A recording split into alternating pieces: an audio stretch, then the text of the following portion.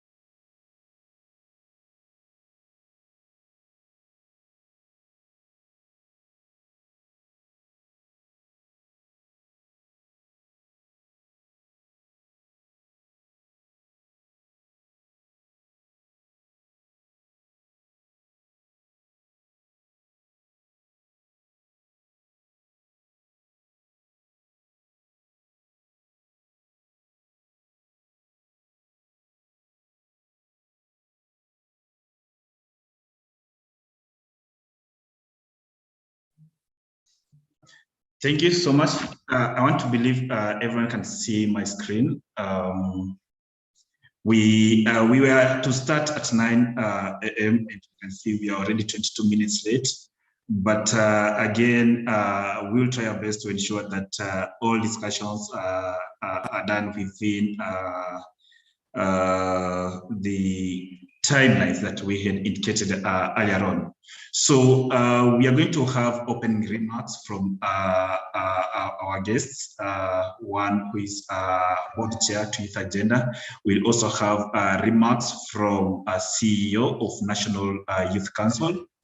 After that, we will have a session that will give us a background on how young people participated in the 2023 general elections, what were the emerging issues, and even what the current trend in the ongoing voter registration and how it's likely to affect the upcoming general elections. We'll also have a first panel discussion that will be moderated by, again, a young person who has vast experience on young people in elections and young people in politics, who is going to moderate our sessions that will bring, again, together experts from various institutions just to share the experiences and their preparedness for the upcoming general elections. After that session, of course, we'll give you an opportunity to ask questions, to give your comments on the discussion. And then later on at around 11:15, we will have the second panel discussion that again will bring together young aspirants and a representative from Center for Multi-Party Democracy, an institution that works closely with political parties. For us, again, this session will also be moderated by a young person who has vast experience working with political parties, interacting with aspirants within the country. And for me, as the CEO of Youth Agenda, my role today is pretty simple, just to coordinate the session and ensure that everything runs smoothly. Ladies and gentlemen, at this point, I just want to appreciate the partners who have supported us and ensured that this event happens. Just to mention, I want to recognize National Youth Council. I want to recognize ELO, that's Election Observation Group. I want to recognize Center for Multi-Party Democracy. I also recognize Siasa Place, IFES, and lastly, much appreciation to Office of Registrar of Political Parties.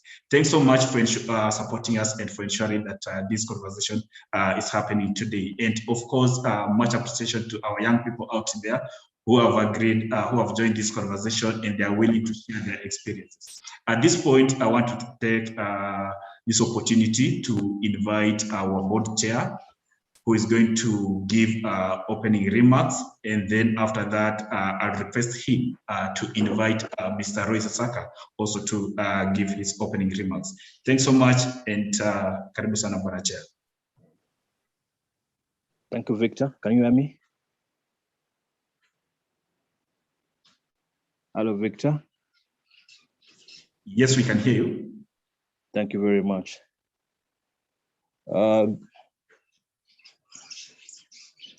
I'm really pleased to be here.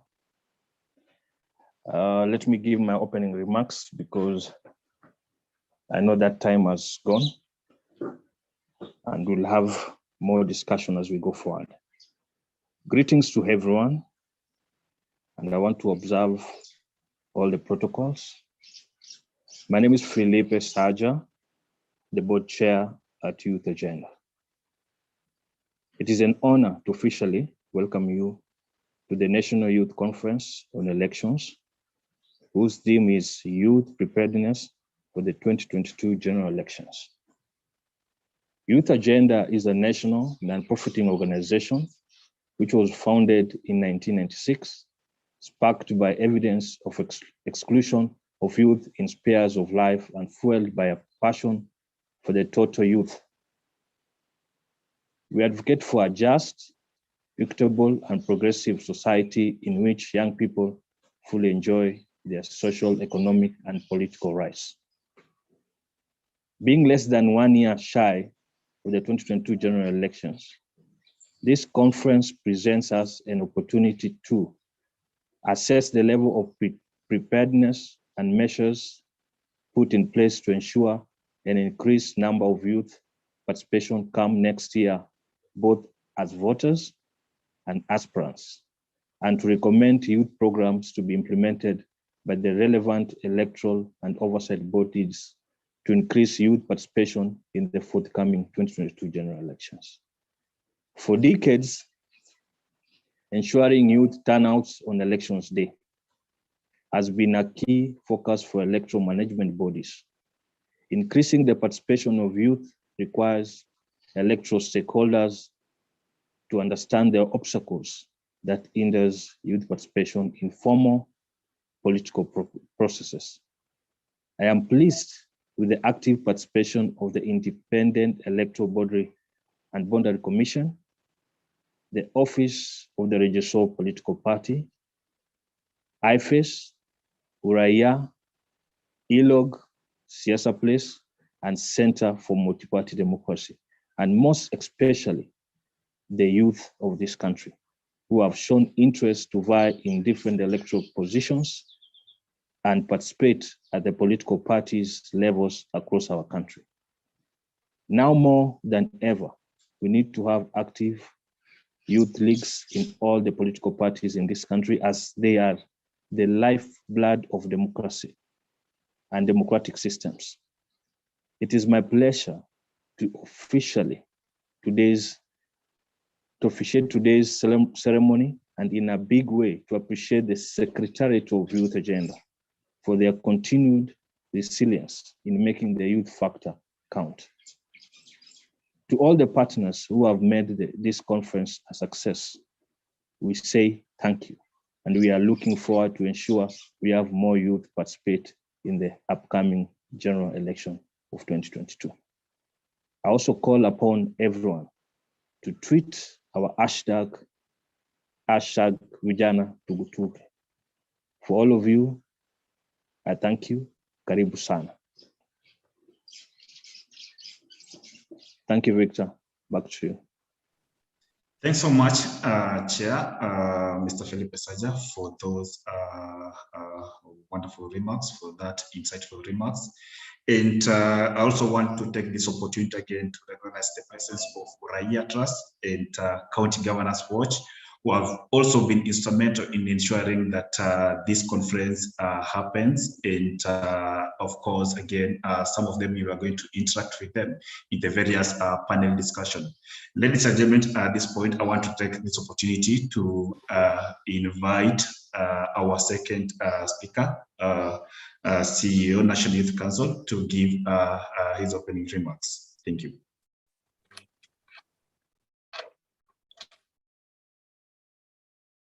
Thank you so much, Victor. Victor, are you able to see me? Victor, can you hear me? Yes, we can see you, we can hear you. Okay, good. I'm just trying to change my screen so that I'm able to, you're able to see me. You're able to see me?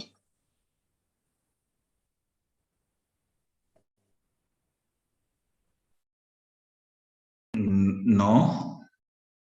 Okay, your video is on, but we can't see you. Yes, we can see you now. Okay, good.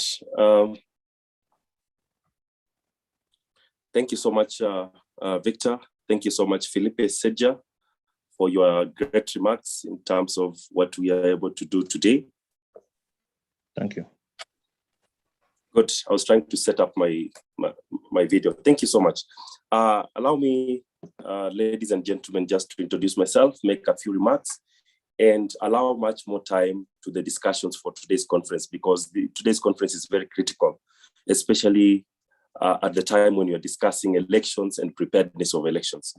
Just to start with, allow me to acknowledge the remarks that have been made by the chair, Felipe Seja, who is the board chair of Youth Agenda, and of course the welcoming note from our CEO, Victor Nyongesa, in terms of why we are here today, and of course to appreciate Youth Agenda as well for always being ready and timely in terms of championing the youth agenda, and especially this time around championing the civic engagement of young people and seeing what is the role, how prepared we are, and how do we make sure that this election this time around is meaningful and has a great turnout of young people making choices for themselves.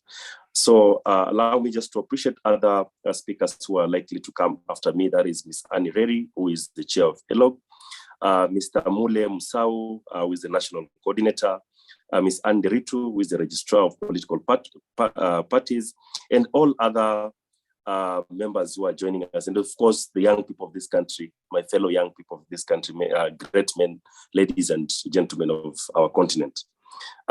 Ladies and gentlemen, good morning. Receive greetings.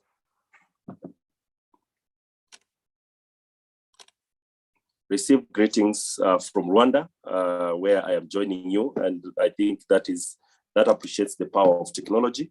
I could not miss this discussion, despite the many exigencies of work that are rising, and I couldn't miss this discussion indeed because of the timeliness of the discussion in evaluating our preparedness as a nation in the forthcoming election.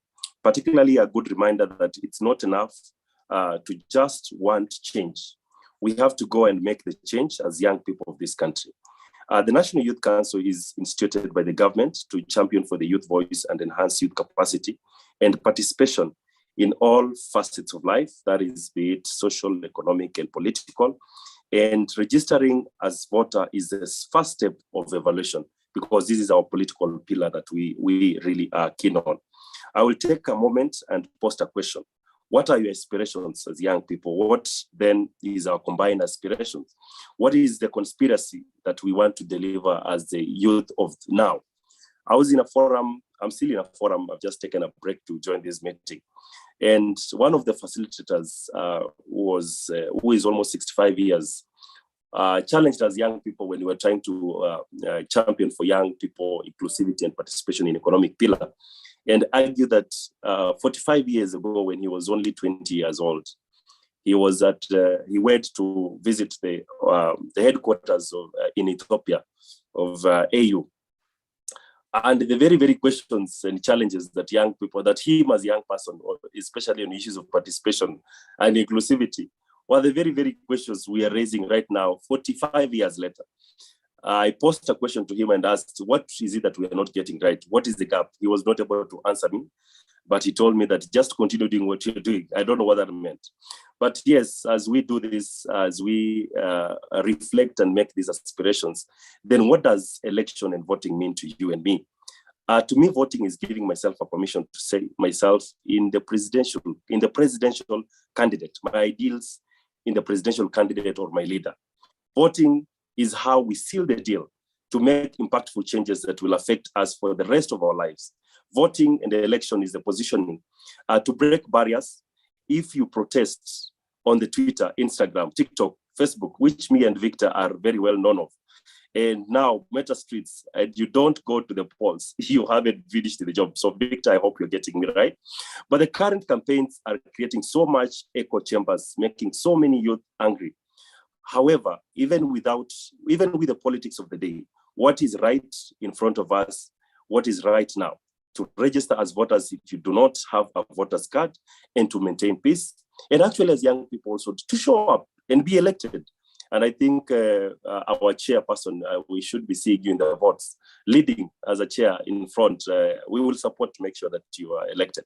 So the significance of voting elections not only relates to the current state of Kenya and its future, but also as it connects to the history of our forefathers and forefathers who fought for today's political and social climate. And these, I mean, when you look at the likes of Tomboya and their age when they were actually being ministers and politicians, they were the age of 30.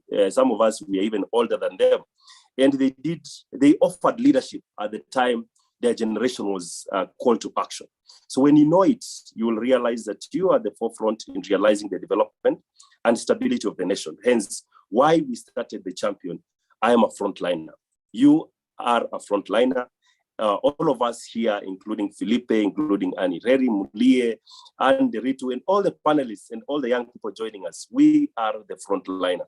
And therefore, as a frontliner, I am a frontliner. Of course, it means we are the first at the scene, united for action. We are taking our votes, our voters card. And I hope all of us in this forum have done so. We also frontliner. It means that we stand up to be counted at the time when very few young people are standing out to be counted.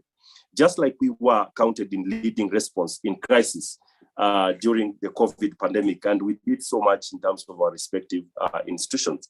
I am a frontliner means we understand that for us to succeed, we must work with other demographics, especially the older electorate. And this is why sometimes as young people, as we push for youth inclusivity and participation, we also push for intergenerational mix and synergy. And that will mean that our demographic alone cannot change the outcome of an election, but we can reshape it because of the demographic dividend that we possess. I am a frontliner means I understand the impact, that impact is uneven whenever I stand to vote, whenever I stand to raise my voice, and that my voice is very key in the democracy space in terms of access and accessing opportunities for the young people. Through voting, you are creating a better future for yourself, your communities, and your country, which I am part of, and we are all part of. I want the youth to start having unwavering belief in the power of their vote. Know that the first thing you need to do is register as a voter. Our goals and aspirations, challenges, and constraints is determined by the leaders we elect in office. We therefore agree that youth participation in the forthcoming election is very key in achieving our future aspirations and maintain peace. Let us participate as voters. Let us come out and be voted for. Let's participate in our party nominations, vie for political seats, participate as election observers, be peaceful ambassadors and champions. I urge all actors, and especially those present in this meeting, and I will just want to acknowledge them as CEO has done, as thank you, CEO Siasa Place, Oraya Trust, IEBC, Register of Political Parties, among others, so many more others. Harmoniously, we can all agree on the importance of voting. Let's spark conversations on our social media handles, as we've always done before. Let's be loud on our registrations. And finally, I compel all of us to take one of the most nonviolent but powerful tool of bringing the change we want as a nation by going to the ballot box on August 2022 to vote. But the process begins by you registering as a voter. So this conversation is critical. I am very delighted to be part of it. And I believe that the deliberations that are going to be done now and the ideas that are going to be brought forth will be very critical in actually harnessing, coordinating our voice as young people and our role in this upcoming election. As I conclude, I just want again to thank Youth Agenda, led by, of course, our chair, Felipe, our CEO, Nyongesa, that you're doing an amazing job. And this is the power of synergy in the youth space to make sure that we are leading from the front. I always finish by this quote, that yes, every generation has a cause. It is either for us as young people to actually deliver the cause or to betray it. When you look at the history of Kenya, especially with the elections, we've had challenges pre, during, and post-election, where we have young people being used to actually cause chaos. So I think this time, Victor, Felipe, and all of us and all the stakeholders, it's a time for us to raise to the occasion and make sure that we deliver a peaceful election pre, during, and post. And that will be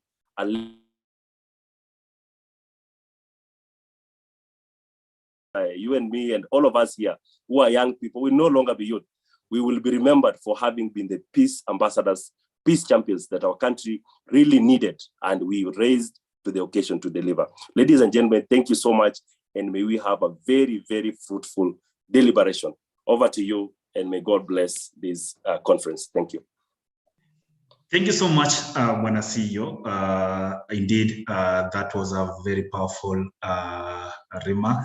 And for us at Youth Agenda, we remain very grateful for your continued support to Youth Agenda. Ladies and gentlemen, at this point, I now want to invite Mr. Mule Msau, who is going to give us a brief background of how young people participated in the 2017 general elections. What are some of the issues that emerged during that process? And also, what was the current status of the ongoing voter registration? What are there other emerging issues that perhaps maybe were there in 2017 that have not been addressed? Thanks so much, and Karim Sana Bwana. Thank you, Victor.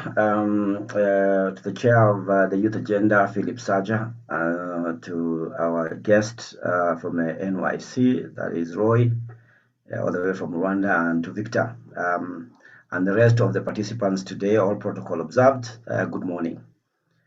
I will be speaking about, well, these are very good speeches first, I think, to set the pace. Roy and the chair have set a very good mood in terms of what ought to be discussed in this particular meeting. I will endeavor to talk about what happened in 2017 and give a way forward in terms of what is happening currently, and also recommendations about what young people ought to do in terms of participation, or effective participation in the election process. As you've heard, my name is Mule Musa. I work with the Elections Observation Group.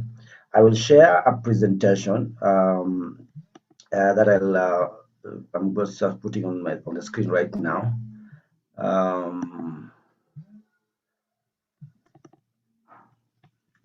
Okay. Hope you can be able to see this. You can be able to see this, Victor? Yes. Okay. So I'll take you through this presentation, which we have prepared for today. I will not go through each and everything. I'll just browse some of the aspects, especially the introductory part. I will spend much more time on the issues emerging from the 2017 as far as young people are concerned, and the current prevailing environment moving on forward. So ELOG, basically, for those who may not know who ELOG is, it's the Elections Observation Group. We are a membership of 14 organizations. Youth Agenda is one of the core organizations that founded ELOG. The idea is, of course, to be as inclusive as possible, to observe electoral processes, not just in terms of the election day activities, but also the entire electoral cycle. That is the pre-election, electoral, and the post-election environment. So we were formed in 2010. We have, of course, a structure. We are members of what we call the Global Network of Domestic Election Monitors. And we're also secretariat of the regional platform for citizen election monitors. Our work focuses on 8 thematic areas in terms of the elections. So we monitor voter education, registration, the political parties and campaign financing. We also monitor electoral security and violence. We monitor media monitoring, the participation of special interest groups, that is the SIGs, election administration, and the legal framework. So those are the 8 themes that we use, or the 8 eyes that we use to be able to make an assessment of an election. And the work, of course, involves the systematic and comprehensive gathering of information on electoral processes, then making informed judgments based on that. We have an old man who was a member of our steering committee, who used to keep reminding us that the election observations are just about the 4 Ds, that last bullet you see there, which is you detect, you delay, you deter, and document. So that's the work basically in a nutshell of what election observers do. Key principles: impartiality, very key, understanding, good understanding of the legal framework. You can't observe an election unless you know what the ground rules are. On what basis then are you going to make an assessment? Non-interference, non-obstruction, ensure that we can be able to access all the phases of an election. Otherwise, then how would we talk about it? Security, and the freedom, of course, to be able to talk about what we are able to find out in an election. I've had the guest, our guest today, talk about the phases of an election. We use a number of methodologies, but this is literature that is much more about those who may be interested to observe elections. The electoral cycle approach is what I'm talking about in terms of what Roy was saying earlier on, in terms of the entire cycle, that it is a process. You're going to have a pre-election period, an electoral period, and a post-election period. And this is further divided into these 8, there are 8 phases of an election, basically. We start with legal framework, planning and implementation, the training and education, voter registration, electoral campaigns, voting operations, and election day activities, verification of results, and then the post-election. So those 8 phases, in each of them, as you can see from that cycle, there is something which is happening. There's a process happening, and therefore we must be aware or keep vigil on all those activities, so that we can be able to give feedback on what we feel is happening in respect to the elections. Now, to the key issues which I needed to share today. So we were able to observe the 2017 elections using, of course, the prism that I talked about earlier in terms of the 8 thematic areas. And not only did we observe, but we also conducted an audit of the voter register, which is part of the observation process. So we'll extract the information from 3 main reports which we developed. First is the ELOG observation report, which we called One Country, Two Elections and Many Voices. And then in the second report, which is called In Their Own Voices, we conducted the citizen independent audit of the quality of the 2017 register of voters. And then thirdly, in 2018, we were able to consolidate all observations by different civil society organizations in terms of how they were able to monitor the elections. So we put together a document called a CSO's proposal for setting the electoral reform agenda in Kenya, which basically was a consolidation of all observations that had been recorded by domestic observers other than ELOG. So it was ELOG and the rest of the teams which are collecting information. Now, what is very key in terms of the findings from these reports is that number one is that 83% of the eligible youth were registered in 2017 compared to 57% in 2013. So you can see there was a massive mobilization of young people, or at least they volunteered So when Roy was talking about being frontliners, I think the young people in 2017 were really frontliners because they went out in their very good numbers, and they ended up registering. We also had the young people, as a result of that very massive mobilization and registration, they constituted 48% of the register in 2017, based on, of course, that audit that we carried out. The number of people who were attracted to the seats, which were 14,552 for the elected positions, only 13% were young people. Now that, of course, now there's a question, that's an issue that you want to deal with. Only 13. You're making nearly half of the voting population, but only 13% are even interested in participating. These are just aspirants in participating as to be elected. So there's some work there, and Philip, of course, like Roy said, you may need to lead from the front as far as this is concerned. There was a drop in the number of young people who had been number of elected and nominated in 2017 compared to 2013. So again, of course, as a result of the poor participation as aspirants, it of course it leads. The consequence is very clear in terms of what would happen in terms of representation, because that means it also goes down. So young people who were there in 2013 in our decision-making bodies in terms of elective and nominated positions went down. We made more findings that in 2017 we had political party nomination fees were waived by most political parties to encourage more participation. But irrespective of that, you've seen the data. It tells you that we never had, it never, I don't know whether that never excited the young people in participation. But they also variously, of course, participated as peace builders. Of course, they were also used by politicians in terms of advocacy for campaign manifestos. There was manipulation, the usual manipulation by politicians to drive political agenda. So maybe that is where the young people were very active in terms of the campaigns, but not active in terms of aspirations for those political seats. Higher percentage of youth participation, of course, in 2017 was recorded. We have seen the data. And then official agencies failed to provide disaggregated data on youth participation. So we could not be able to get a lot of information until, of course, we did some analysis. So we needed to get much more information.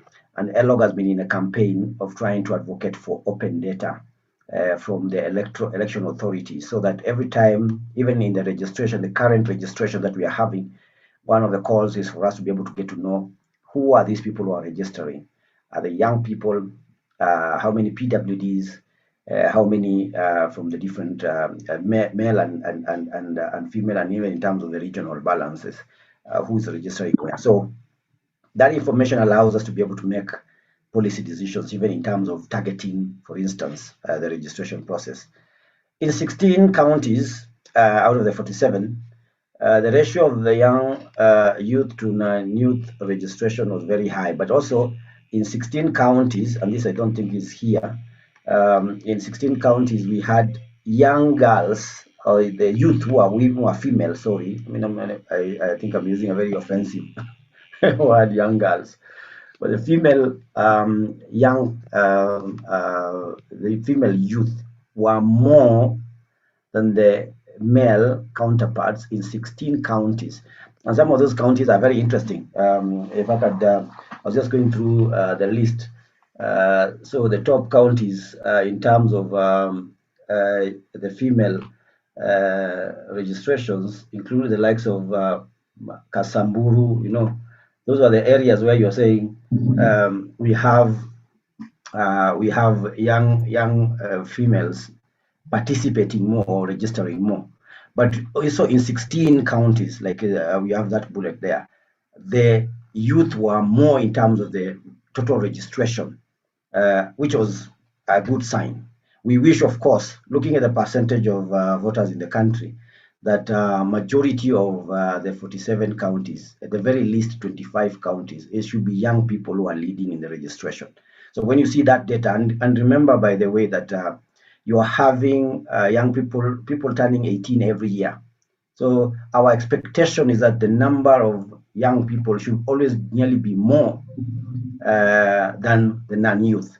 So when you see that kind of data, that talks about some level of non-functionality or non-participation by young people. So some of the general recommendations that we were able to share was that we had a general improvement in terms of management of data on participation of youth, women, and PWDs. Yes, that was, we need to have an improved management of that data, because it allows us to be able to move forward, to know who is participating, and therefore, even when we are talking about young people, would have data which can be able to better inform some of the interventions moving forward. Enhanced and continuous voter registration and education through the electoral cycle. We do have in this country a continuous voter registration process. I don't think we make a lot of noise about it. I don't think IEBC makes enough noise about it. Of course, there are handicaps for IEBC to be able to sustain such a process or a campaign in terms of especially funding and other things, but we'd want to see such an enhanced profiling of the continuous voter registration, so that people can be able to register normally without a lot of all the hype which has to be created to a mass voter registration process. We have had the problem of the issuance of IDs is still a big issue. If you go back to our data again, you'll find that among the biggest reasons why people never registered, especially young people never registered, was because they never had the documents which were required. And the principal document is the ID. So we still have this as a big problem in the country. We need to address negative ethnicity that is perpetrated by young people on social media. Social media is a reserve of young people. And it is where they make most of their pronouncements and their feelings felt.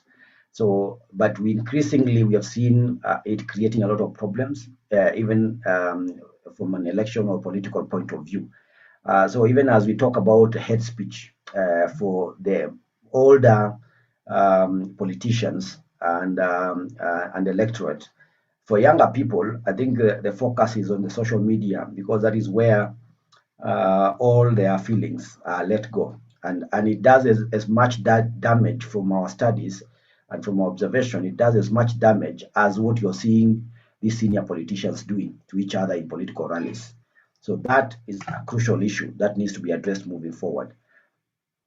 It's important to provide targeted voter education for young people, and this is something that we have told IEBC very many times. I like the hashtag which has been used by the Youth Agenda. In 2007, there was a very spirited campaign by then the Institute of Education and Democracy, which carried out a campaign called Vijana Tugutuke, and there was a lot of they did a lot of sensitization and mobilization of young people. So we need to have such targeted efforts and campaigns, even from the authorities, so that young people can be able to participate in this process. We are calling on not only the IEBC, civil society, political parties, that they need to broaden their campaigns in the same respect. And while we know that in 2017 nomination fees were waived by most parties, we would like that effort again. It should be more affordable, even in especially the big parties. We must be very honest. When you're talking about parties waiving, most parties waiving their fees, if you did a research in terms of which parties, most of the time, and I'm not calling any political party names, it will be the fringe parties. So we have 83 or 80 something political parties. You may find about 90% of them waiving because they're looking for participation of young people. But the biggest problem may be that the main candidates parties or the leading parties, in our respect, Jubilee, the Wipers, the ODMs, they are not doing that, and you see that handicaps young people in terms of their chances in to qualify or to get themselves elected to parliament and other decision-making bodies. So we must ask ourselves, where are these nomination fees being waived? Which parties? So that we can also be able to target the main parties that are addressing this issue. So um, let me just quickly wind up on this. So the other recommendations include consistent civic and voter education. That's always been critical.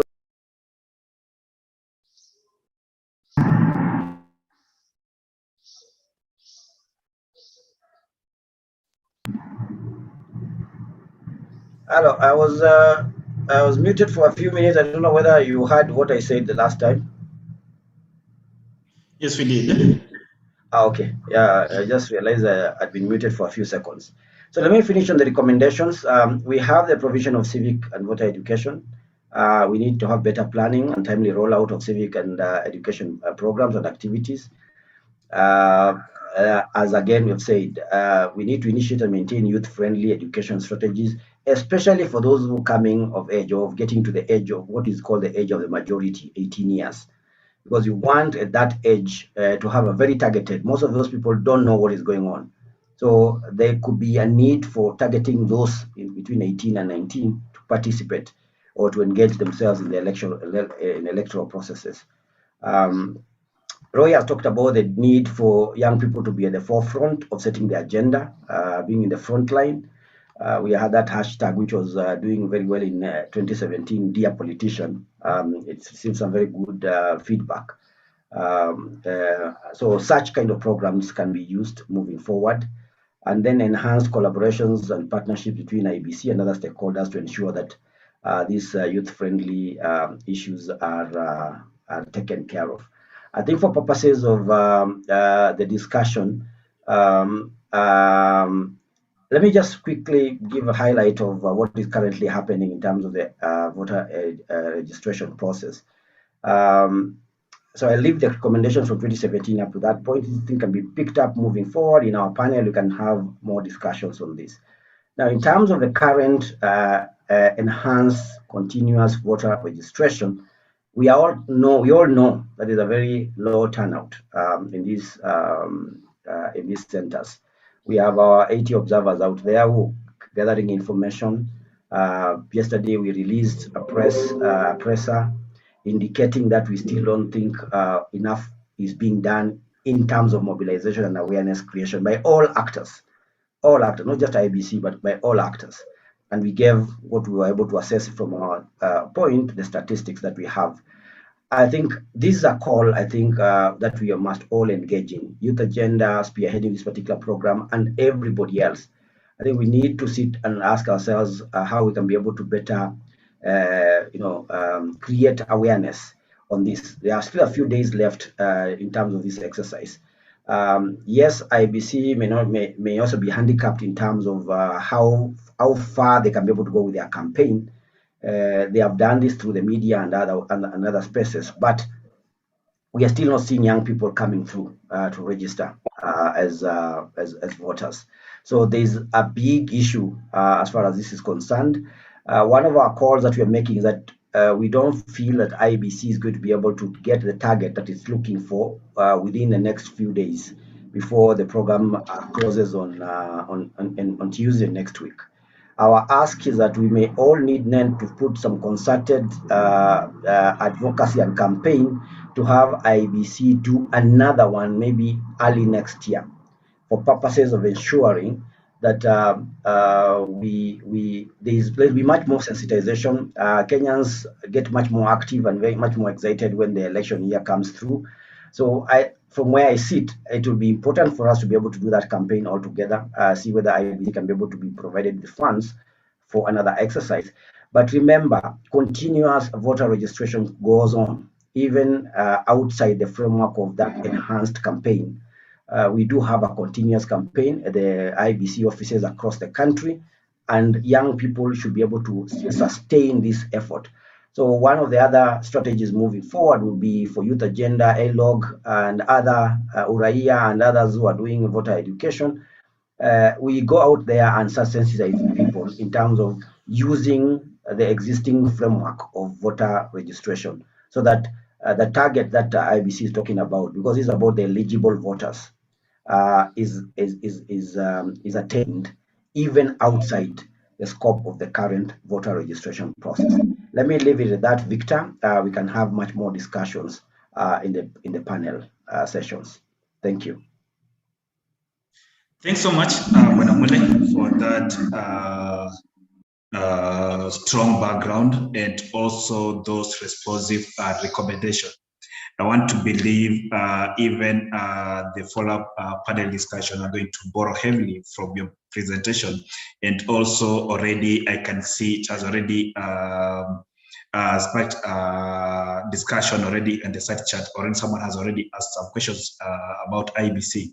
And I want to encourage you just take a look at this chat, and some of those questions you can be able to respond to them during the panel discussion.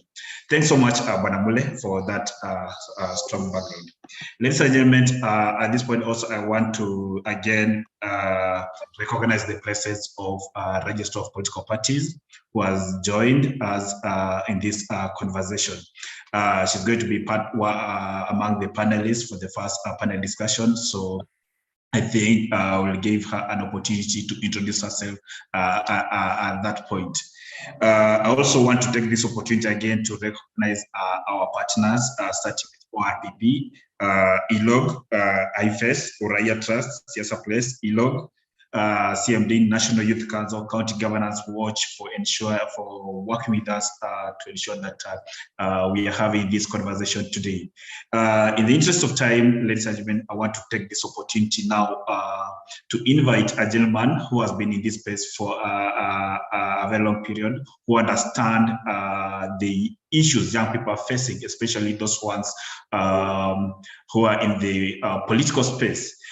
This gentleman is going to moderate the next panel discussion, and I don't want to preempt all that.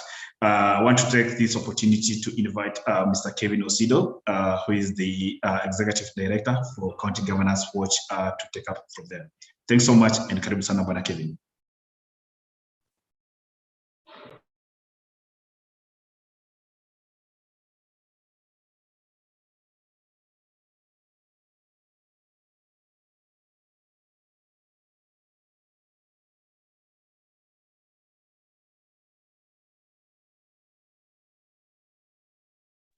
Hello, Kevin, your mic is on mute.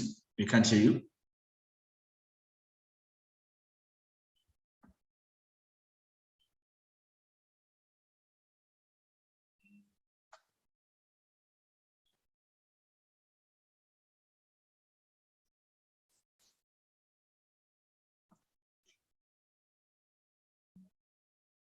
Hello, Kevin, are you there?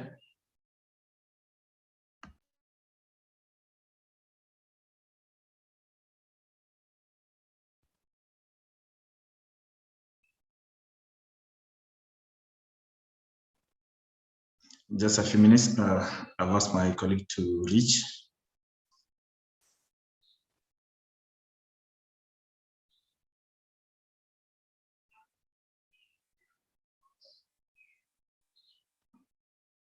Okay, as we try to get hold of Kevin, I just want to remind us this session is live on our social media platforms. It's also live on our YouTube channel. Kindly feel free to share to your networks. Kindly feel free to encourage more young people to tune in through the online platforms. Just to remind you, our hashtag, Vijana Tugutuke, that's our hashtag for the day.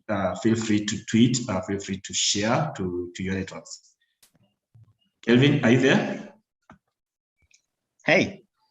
Yes. Good morning. Good morning too. How are you? I'm fine, thank you, sir. How are you doing? We are doing fine, and great to see you.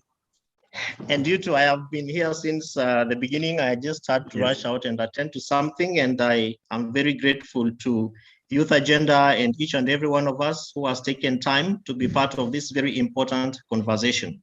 Yes. I want to take this opportunity to thank you once again, even for considering me a very able moderator for this particular session.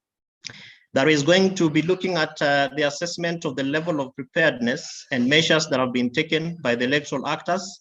And those particularly include the different players, both government and civil society, government actors and civil society organizations, on how we are going to ensure that there is an increased number of youth who participate in the 2022 general elections, either as voters or as aspirants who later become candidates once they are cleared by IEBC. And so, distinguished guests, ladies and gentlemen, in this first panel, we are going to be having very able, well-versed and experienced speakers, ranging from both government players and civil society actors, who include Mr. Abubakar Said, who is from Uraia. He's a civic education manager. And I'm told that beyond what I know about Abubakar, he has a wide expertise in democracy and governance, including issues to do with human rights, approaches that of course indicate programming for civil society and engagement with government around policy and advocacy work. And he has rich experience in curriculum development and designing responsive civic and voter education interventions. Those are going to be very critical, particularly sharing his experience on what he's been able to see happening, as Mr. Mule shared, what ILOG has been doing. Uraia has also been very critically involved in elections in our country. Our second speaker and panelist is going to be Ms. Nerima Wako Ojiwa, who is the Executive Director of Siasa Place. And I am told that, again, beyond what I know about Nerima for the last 7 years, she is a youth who is dedicated to collaboratively creating an environment that enables the youth of Kenya to engage directly with the political mainstream in very meaningful ways. And through Siasa Place, we have seen that being done very effectively and amicably. And I am also informed that beyond the several TV and radio station analysis that we do with her, she has served as the president of the International Students Organization, that is from Jacksonville State University.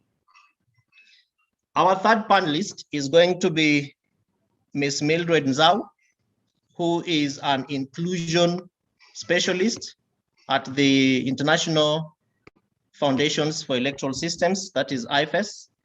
And I am told that she has a wealth of experience in leadership and governance, and of course, with a special focus on youth and women engagement, with a demonstrated history of working in international affairs industry. Last but not least, we will have, of course, our very own and able registrar of political parties, Madam Anne Deritu, who of course has worked with the commission, the IEBC, being in charge of electoral training at that particular commission. And the gentleman who just spoke is also going to be joining us, Mr. Mule Musau, as a panelist. And Mule Musau is the national coordinator at the Elections Observation Group, that is ILOG. So ladies and gentlemen, our panelists, karibu sana. In less than a minute, I want to request each and every one of you to just say hello, jambo, to our very many participants who are already listening and waiting to engage with us. And I'm going to begin with Madam Anne Deritu. Karibu, in less than a minute. Thank you. I want to take this opportunity to greet all of you and thank the forum for inviting the Office of Registrar of Political Parties to discuss the very pertinent issues on the youth, and especially several months towards the election. And it is critical that the youth are brought on board, and we discuss the issues, especially that affect their participation in the democratic processes, political parties processes, and also elections. Thank you so much. We appreciate the invite. Thank you so much, Madam, and looking forward to engaging with you. Next, we go to Madam Nerima. Hi, good morning, everyone. Glad to be here. Good to see you, Kevin. I didn't know it's been 7 years, but then glad to be here. And looks like 17 years, right? Umeanda haraka. Thanks, guys. Good. So thank you. Mr. Abubakar. Thank you very much, Kevin. Glad to see you, and I think I'm very happy to be here. It's an important conference for the young people, and also happy to connect with my colleagues. I know under you two, we've been working very closely when you're at IEBC, struggling to get the observation badges at Lillian Towers, 24/7, sleeping there. And the rest of the team. So I'm glad, and let's see what we can do for Kenya. Thank you. Thank you. And then we will have Mildred Nzau. Thank you, Kevin. Very glad to be here as well and having this very important conversation at this point. And I hope that even as we move forward with the discussions that we're having today, we'll be able to really harvest tangible actions that we can do to get young people out there come next year.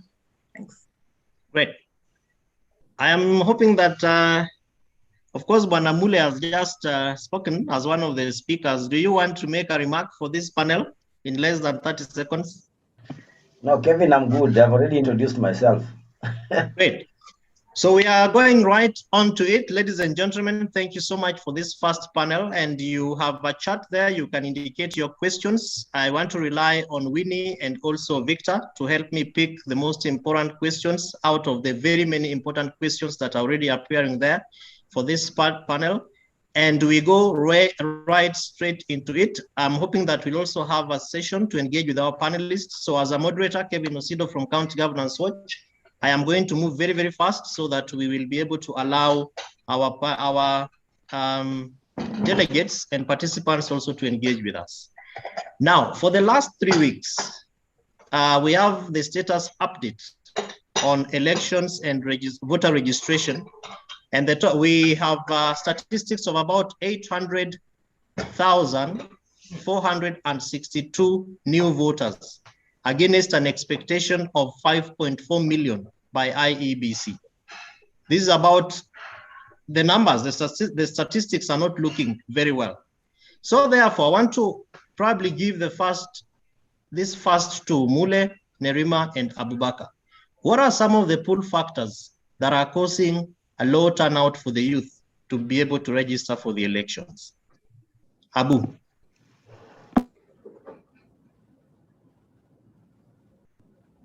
Abubakar? Thank you, Kevin.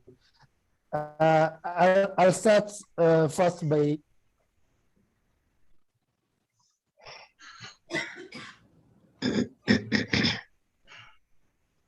All right. Yes. Your network is breaking, yes, but we can hear you. Pole, okay, let's hope it will work. Okay, fine. Just quickly, I wanted to say is that we need to remember in 2017, when there was a fresh presidential elections, what happened? You know, one side said, let's vote, the other side said, no, let's not vote. So that's a very important history for us to remember. That did it have an impact? Is it yes or no? So you can answer that for yourself. And so has anybody done anything to undo that? Maybe yes, maybe no. So that is one of the reasons. And then secondly, is that the COVID bit, actually, we need to be cognizant to the fact that COVID has really gave us a new normal.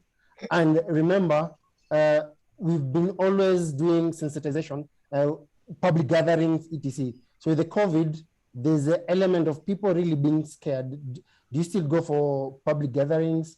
Are we still able to do that? Are we comfortable enough to do that? And also remember that the resources have also been very limited, both for the IEBC and also for civil society. At least there's an element whereby the government said we are doing very well in terms of finances. We do not need resources to be able to teach people about democracy and governance. I remember hearing something like that. So that statement has a major impact on resource mobilization. And then what that has done is that the many organizations who've been doing this work of helping young people register as voters, just get the right information, have got said, I mean, this time the resources are very limited. So that has also have an impact on us. And then, of course, we also know that with COVID and the economy, people are really struggling. So now it's a balance. Am I really interested in politics? Will politics really change my life? Of course, we've been doing civic and voter education for quite some time, but still, I think we've not gathered the traction which we require. So still, young people maybe are not very clear about their role in politics, and if actually their vote really counts, because also in terms of leadership, we've been doing very badly. That people are not really seeing their votes counting as much as they would love to, such that yeah, if I get into power, it's me and my people, not Kenyans. So I think that those are some of the issues which are playing its part. I mean, which are messing up the current voter registration drive. Thank you. Okay. Thank you so much, Abubakar, for those comments. The fact that politicians play a key role in rallying the people to vote for them. So either you vote for us or you don't register to vote. The second issue you've mentioned is COVID-19, which is really a big issue globally, and its impact on democracy and elections. We have seen some countries in Africa that elections were either not carried out or delayed. And you're also speaking about resources. Nerima, I do not know whether in the work that you do with young people on a daily basis, they have raised COVID-19 as one of the reasons. And what would be some of the additional reasons as to why the youth are not feeling encouraged to go and register to vote as per the indications by IEBC? Absolutely. I agree with Abu. COVID-19 has made a major effect because it has affected the economy greatly. We have to remember almost 2 million jobs were lost, even though statistically they are not mentioning it's 2 million, they're just saying it's just above 1 million.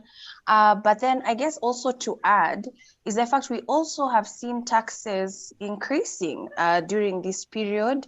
We can talk about petrol to formula, to bread, to oil, cooking oil. So that's also having an effect. But we are also talking about a period, it's quite early. Elections are in August, and we are Kenyan people. We wait until last minute to do everything. Yani, we wait until deadline when we're talking about paying taxes, paying our bills, and even registering to vote. So I don't think it's a matter of priority right now for young people. Right now, of priority and of importance is having access to food, shelter, clothing, job, school.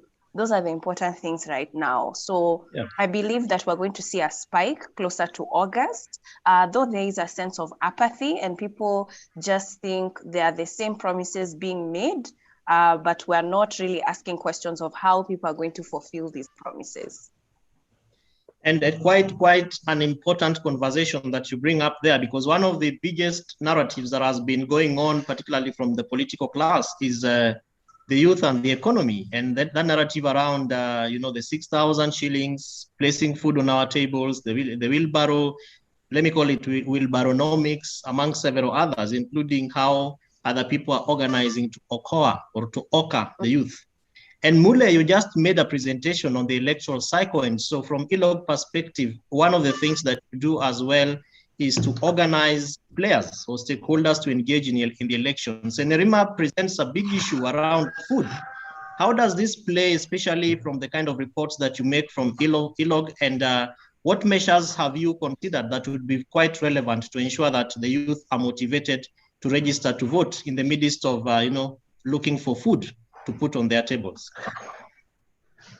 Well, I think from an thank you, Kevin. But from an ILOG point of view, we can only continue providing information about giving information and data that young people can be able to use for their own purposes and to participate much more effectively as voters. First, to vote register, and secondly, to be able to participate effectively as voters.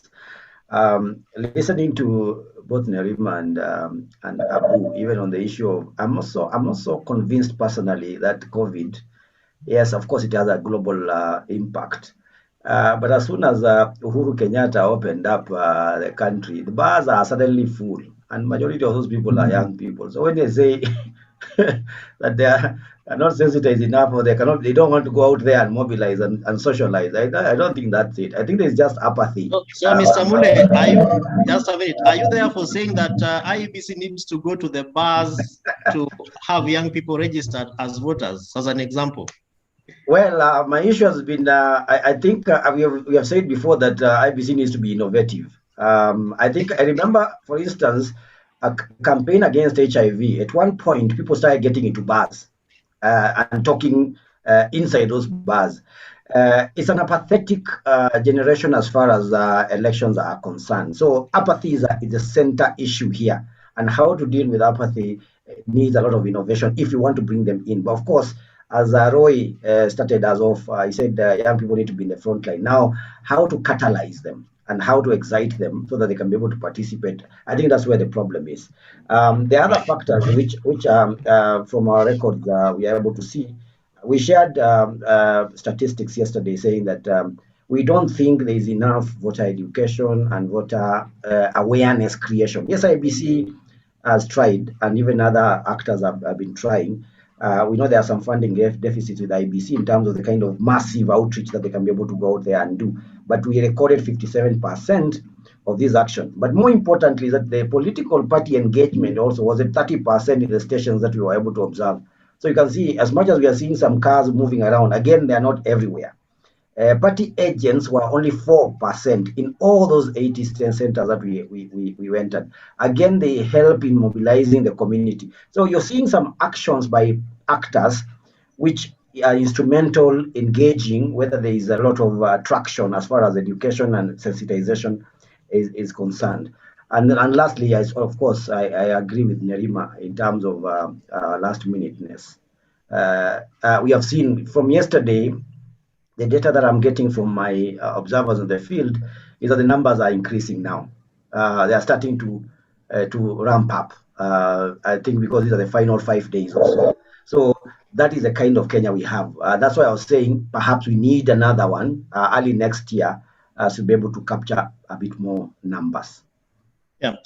Mildred, one of the reasons that Mule has mentioned is funding deficit. And we have also had the chairman of IEBC coming up to indicate that the commission has a deficit of about 4.2 billion shillings for it to be able to undertake an effective electoral preparedness until we are able to say that the 2022 elections for Kenya is transparent, accountable, effective, and one that really people can be heavily confident about. Development partners, therefore, play a very key role when it comes to electoral preparedness and meaningful participation of special interest groups in elections, such as the youth.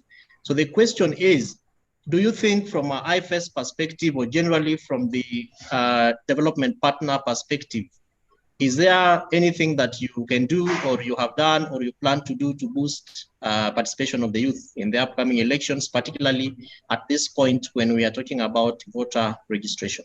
Mildred. Thanks for that question, Kevin. I think one of the things that we need to realize is that running an election is really a cost-intensive exercise, and that in as much as we would want government to completely fund and run with the entire project, it becomes very difficult, and that's where development partners come in. You've rightly mentioned that IEBC have a big deficit when it comes to their election budget. And in fact, we actually need to maybe put questions in terms of how is IEBC funded beyond the election period, because then that sustains the mad rush that we have right now to get people to register to vote. We're targeting 6 million voters, but we've had 5 years to be registering these young people to vote as they get their ID. But that said, one of the things that can be done, and we are doing as IFS, is technical support to the commission, just to ensure that they are able to meet some of the gaps that they have.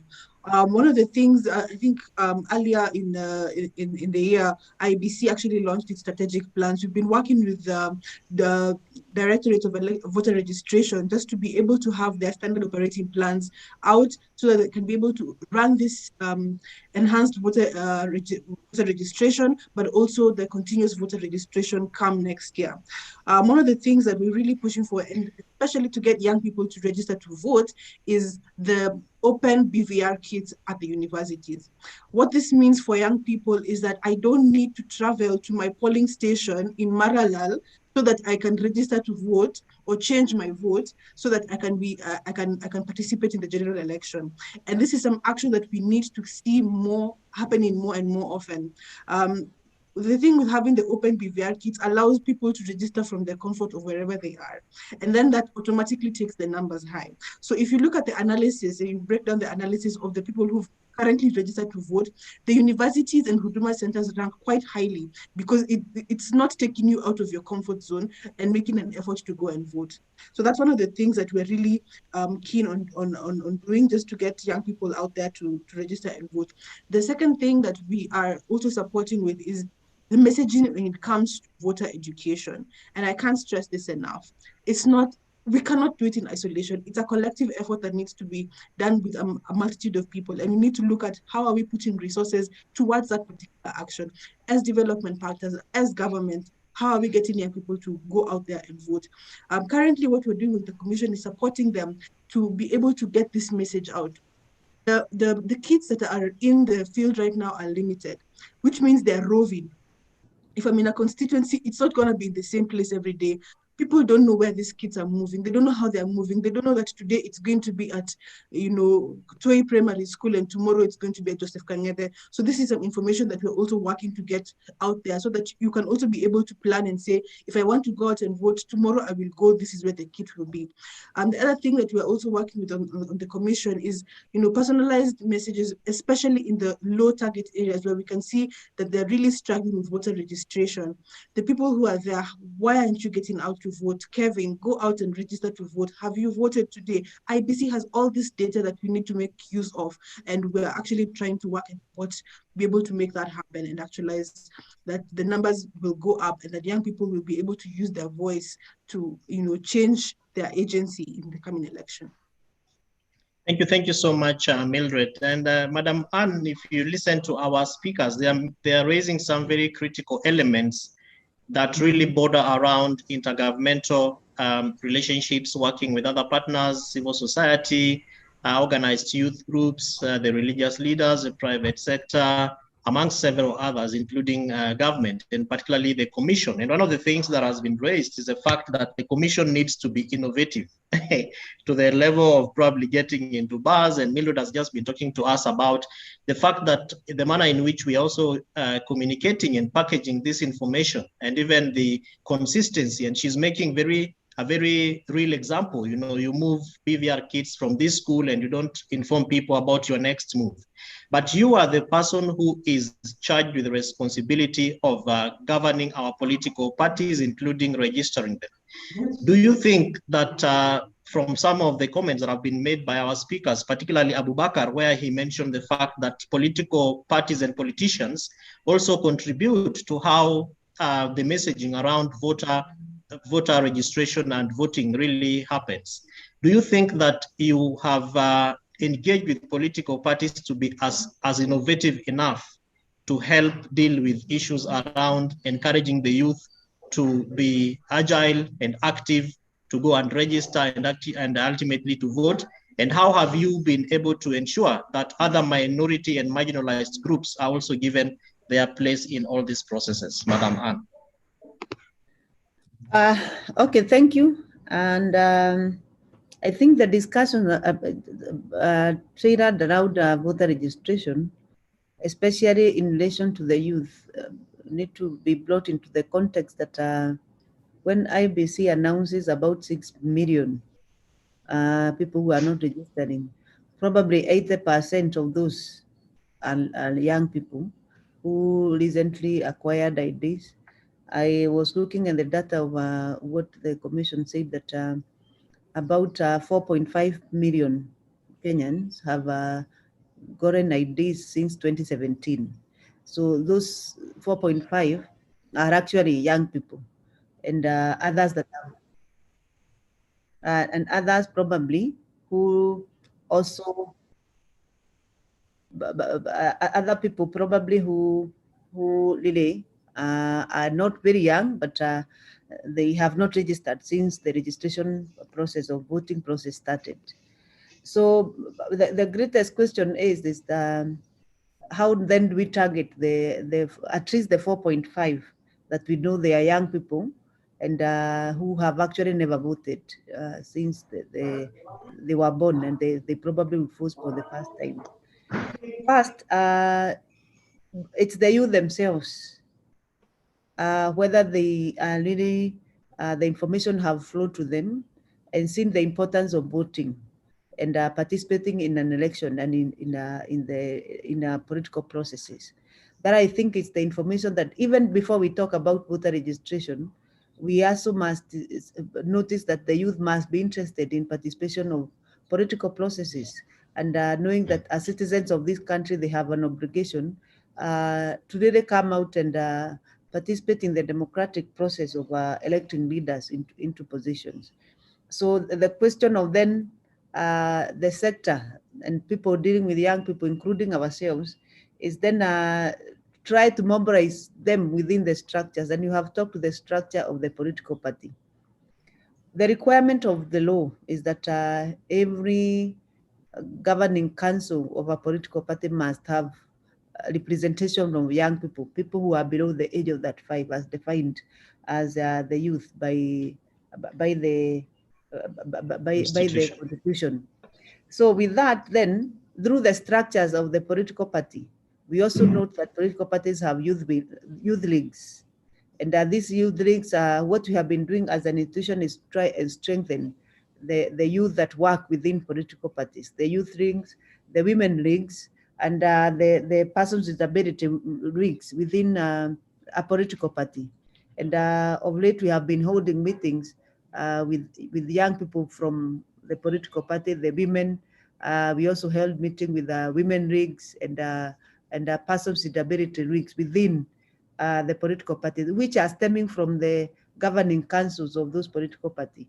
And by the strengthening the leagues of each political party to go at the grassroots, currently we have 83 registered political parties. If all those political parties are strengthened and they go down to the grassroots through their youth leagues and through their women leagues and through the persons with disability leagues, then we create an avenue where youth can be mobilized to do that. So that, first of all, they get political information and the need to participate. That in itself then will alter them. But the preparation of the mindset of the young people is also something that needs all concerted effort, even beyond a political party. And they must be feeling willing enough to participate in the political processes themselves. Thank you. Thank you so much, Madam Anne. You know, I was doing a simple arithmetic from what you mentioned. That we have 83 registered political parties. I presume they're legally registered. Of course, no party that is registered illegally. You are not assuming that we register illegally. No, I'm just saying, because we have seen others saying, oh, the structure is incomplete, others have issues in court, others are at the political parties tribunal. And so that might probably present a gray area. Those are disputes, you know. Those are disputes. You know, I have to defend what we do. Those are disputes, and disputes, even in a civil society, arise and they go to court. That does not disqualify them from being legally registered. We have 83 fully registered. Yeah. Okay. And if you look at the part of the requirements, is that you need at least you need a presence, physical presence in about half of the counties. That's 24, right? Yes. And that each party needs about 1,000 members. Is that correct? Yes. For each of those 24 counties. Yes. And a simple arithmetic I have done is that if you were to assume that those 1,000 are youth, then by say the 3 weeks, IEBC should have registered 1.992 million. Yes. You know, 1,992,000 youth. And which really presents the question, because you also raised the issue about mindset. And Nerima Wako, you work with youth, and you're also part of networks of youth serving organizations. We have not seen, as Madam Diritu says, a lot of effort that is being put to be able to deal with the mindset of young people, to push them to be able to own some of these processes. And if you look at the youth serving organizations in the past elections, there has been this deliberate engagement and involvement to want to go out there and do something. What is different that we're not seeing a lot of that energy, like is expected? Well, there's been a few youth groups that have been doing a lot of campaigns online that actually started in April, and Africa Youth Trust is one of those groups. So I agree with you in terms of the campaign not being synergized or collaborative. In fact, we've just had communications as recently as yesterday for other groups to sort of come together and do this together. So I agree with you there, where we haven't been doing a very good job, but also there was a bit of confusion toward the beginning of the year, which in the development space, because a lot of us do depend on donor money, foreign aid. There's a bit of confusion within the embassies as to whether they're going to even support election work. And there was this big elephant in the room that no one was mentioning. And also because a lot of the work that we do depends on that, people would have to now do this door to door and coordinate and do it basically volunteering. And so that hasn't been coordinated well. But I do believe that later on, toward the end of this year and the beginning of next year, especially when parties begin to do their party primaries, that's when we're really going to begin to see politics hitting the road. That's where it's going to be, because we're now going to have candidates who are now more firmer about where they stand, whether they're running or not. Right now, it's still a little bit of noise. We're still seeing people party hopping and things. And that's also the kind of period where we're going to have young people more serious about whether they're going to vote or not and actually making a decision. So it's going to be work in progress. Right now, at least we have the green light, and now people are coordinating a lot more better in this space, but we're doing a lot of things online just because of how difficult it is to do face-to-face physical engagements. And sometimes it takes a little resources, even when you're talking about transport and taking care of the person who's walking door to door, even if it means buying them a meal for that day. It's not money that we can say we have readily accessible. It's not. Yeah, so the element of development partners and how we take advantage of some of these opportunities, Mildred, really is one of those critical elements, as almost all the panelists are mentioning, and Nerima has actually farmed it up. And one of the comments that we have on the chat box is from Kevin Joroge, who says, what are the types of the youth in politics? And he's saying that is the big elephant in the room. Mildred, what kind of youth do you engage with from a development partner perspective? And do you think, as Nerima says, that the lapse in terms of, let me say, quote unquote, to be very careful so that I'm not denied funding, the confusion within what is happening with COVID-19 and expectations from development partners and also IEBC has played a role in this apathy that we are talking about, particularly when it comes to voter registration among the youth? Thanks, Kevin. I think just to reiterate what the reminder that the panelists have said, resource is a key component in terms of civic education. And civic education is the single reason why we will not be able to hit our 6 million target. Let's be honest with ourselves. When you go and even walk around and see the people who are registering to vote, right now, and you walk around and you ask them where, you can see a BVR kit just there, and you can see a group of young people, and if you talk to them, they'll say, we haven't registered to vote. And if you further probe, they'll say, my vote actually, it comes at a price. So they're waiting for someone to come and buy their vote. That level of apathy and misunderstanding of what the power of your vote is something that can only be cured by civic education. And, just to be frank and say that there's not enough resource around this space at this particular moment. One, there might be some confusion, as you have intimated, but there's also at the beginning of the year, we had a big issue with what you're calling BBI. We never knew if we're going to have a referendum or not. That affects the date of the election. it affected so many things, and we've not been able to get the kind of traction that we normally see going into an election year. That said, Kenyans are very last-minute people. We are excellent at pushing through at the 11th hour, and I'm sure we will be able to see some momentum picking up within this week, within next week, and also early next year as we're getting the drives more. But what we need to do is really push to get that resource on the ground to be able to have civic and voter education. It's absolutely critical to get young people to the ballot box to vote, and without it, we won't be able to move forward. Yeah. Thank you so much, Mildred. Ladies and gentlemen, I see your hands, I see your questions. Rafael Ragot, I see those hands coming up, and we will have one more round to our panelists, and then we are going to open this conversation so that we can have a dialogue. But as we move on, Mr. Mule Musau, you spoke about innovation, and ELOG, for which you are a national coordinator, has been engaging with the electoral management body, IEBC, through the electoral cycle. What are some of these innovative aspects that you have seen IEBC putting in place, especially to engage with young people in institutions of higher learning? Because that's really where we think the numbers are. Is that true? If yes, so what measures have you seen from your recommendations that you also shared in the beginning, IEBC putting in place? Well, thank you for the question. But I think, well, at the moment, we are talking about a situation where IEBC has already started targeting the colleges and the universities. So they did ensure that that is happening at the moment as we speak. But of course, there could be more work can be done. I think the biggest question, as Mildred and others have alluded, is a question of whether they have enough resources to be able to target them as effectively as we think they ought to.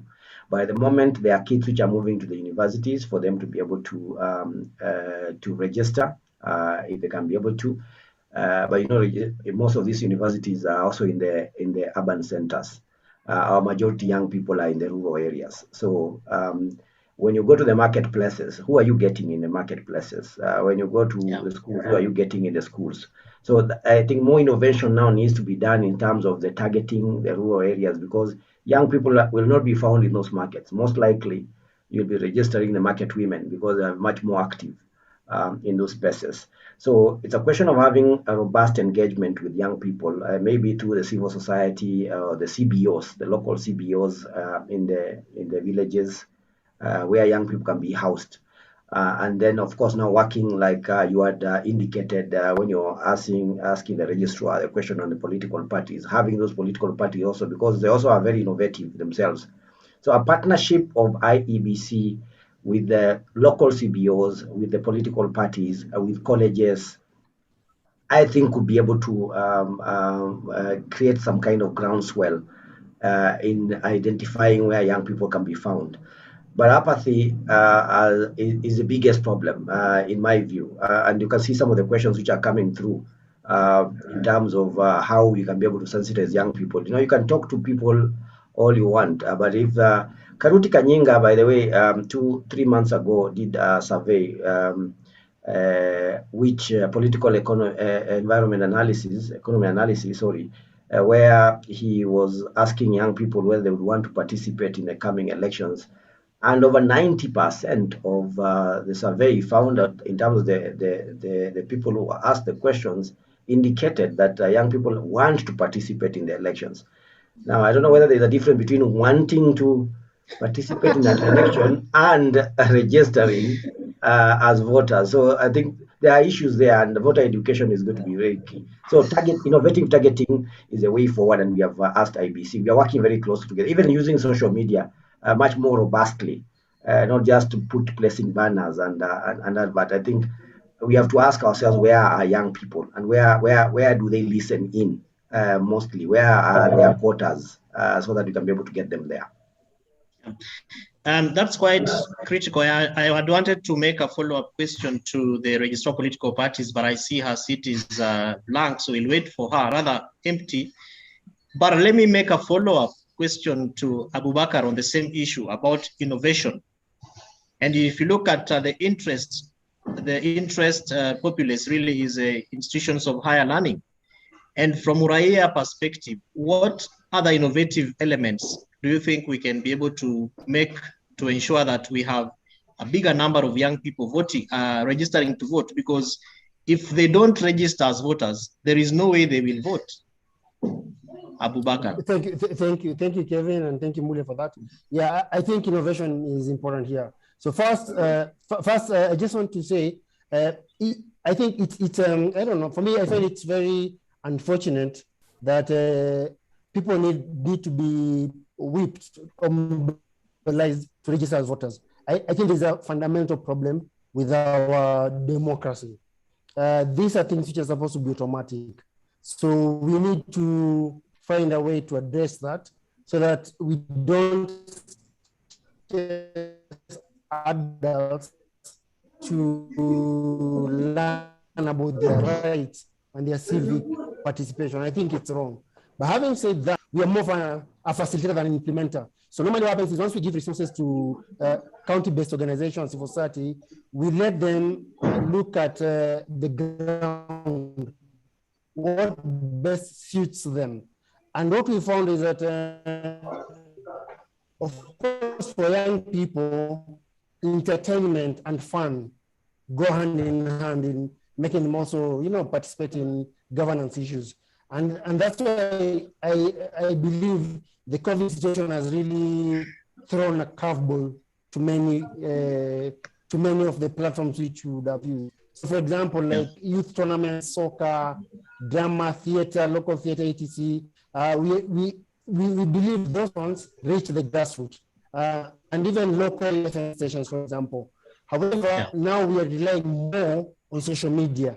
And really, we are, in terms of innovation, I think it's only maybe from our side, but it's all.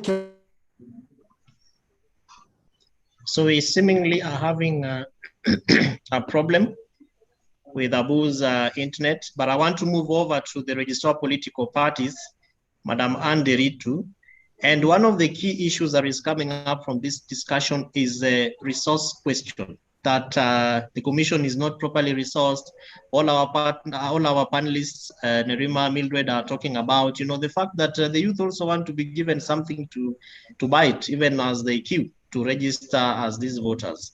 And one of the things that that happens where you sit at the Registrar of Political Parties is the fact that political parties, there is an expectation of political parties to use at least 30% of their monies that they receive from the exchequer to be able to enhance participation and also promote representation of special interest groups. Do you think that political parties have actually adhered to this? And could that be one of those low-lying fruits that we could use to enhance voter registration, especially among the youth as special interest groups? Thank you. I think the question of lack of enough resources cut across board, not only at the registrars of political parties or the IEBC. Everybody struggles to get enough resources to do what probably somebody has planned. But one of the things is that probably the more low-lying fruit than even FAD is the youth themselves. I've just seen a question here on the comment. Somebody asking and saying, when shall the youth be the one discussing and not people discussing about them? The question is the mindset issue, because nobody can force you to discuss. It's you to bring yourself together and start the conversation. Luckily, youth is a stage, and everybody was at some particular time. And the youth currently today, as opposed to being a woman or a person with disability, it's a transition period. So it matters on the youth themselves, the current people who are youth, and how are they gearing themselves to actually participate, because some of it call for personal sacrifice and seeing the bigger picture of participation in a country, because we are making the country better for yourselves, and because the youth have longer years to live in this country more than the older people. For that reason, the question of the youth themselves wanting to mobilize themselves so that they vote without even anybody paying them, because that's the other bit that when you ask the political parties, they say that for you to mobilize the youth to go and register, the youth expect to be given something, to be given some, like you are saying, some treat when they are queuing, queuing to help who? They're supposed to know that they're helping themselves when they're helping this country by just registering as voters, so that they are not waiting for people to pay them at 200 or 100 so that they are transported to go and register as voters. That is the big picture probably the young people need to have. Coming to the issue of funding and money, currently the political parties fund only benefit political parties out of the 83 that I have mentioned. So that tells you the percentage of the amount of money probably that go into it. Up to date, the fund has never realized the 0.3% as required by the law. However, we have seen very significant steps in increasing the amount in a continually in a yearly basis, so that we are progressively going to meet that. But parties are expected to use at least 30% to do projects on mobilization, especially increased participation of special interest groups, which include the youth. I want to attest that the two parties that are benefiting actually do that. But the impact of that, because the money, first of all, is not enough. 30% of that is also little money. So the impact may not be as much as we want to see, because once we are not able to do that, we are not able to put on board enough programs to be able to reach to the literally grassroots young person, then we cannot say that we have done adequately. But I can assure you that the two parties that are benefiting use the 30% for that purpose. But unfortunately, the money then, and it's divided between the young people, the women, the person with disability, and other marginalized groups. For that reason, the impact may not be felt. Probably what we need to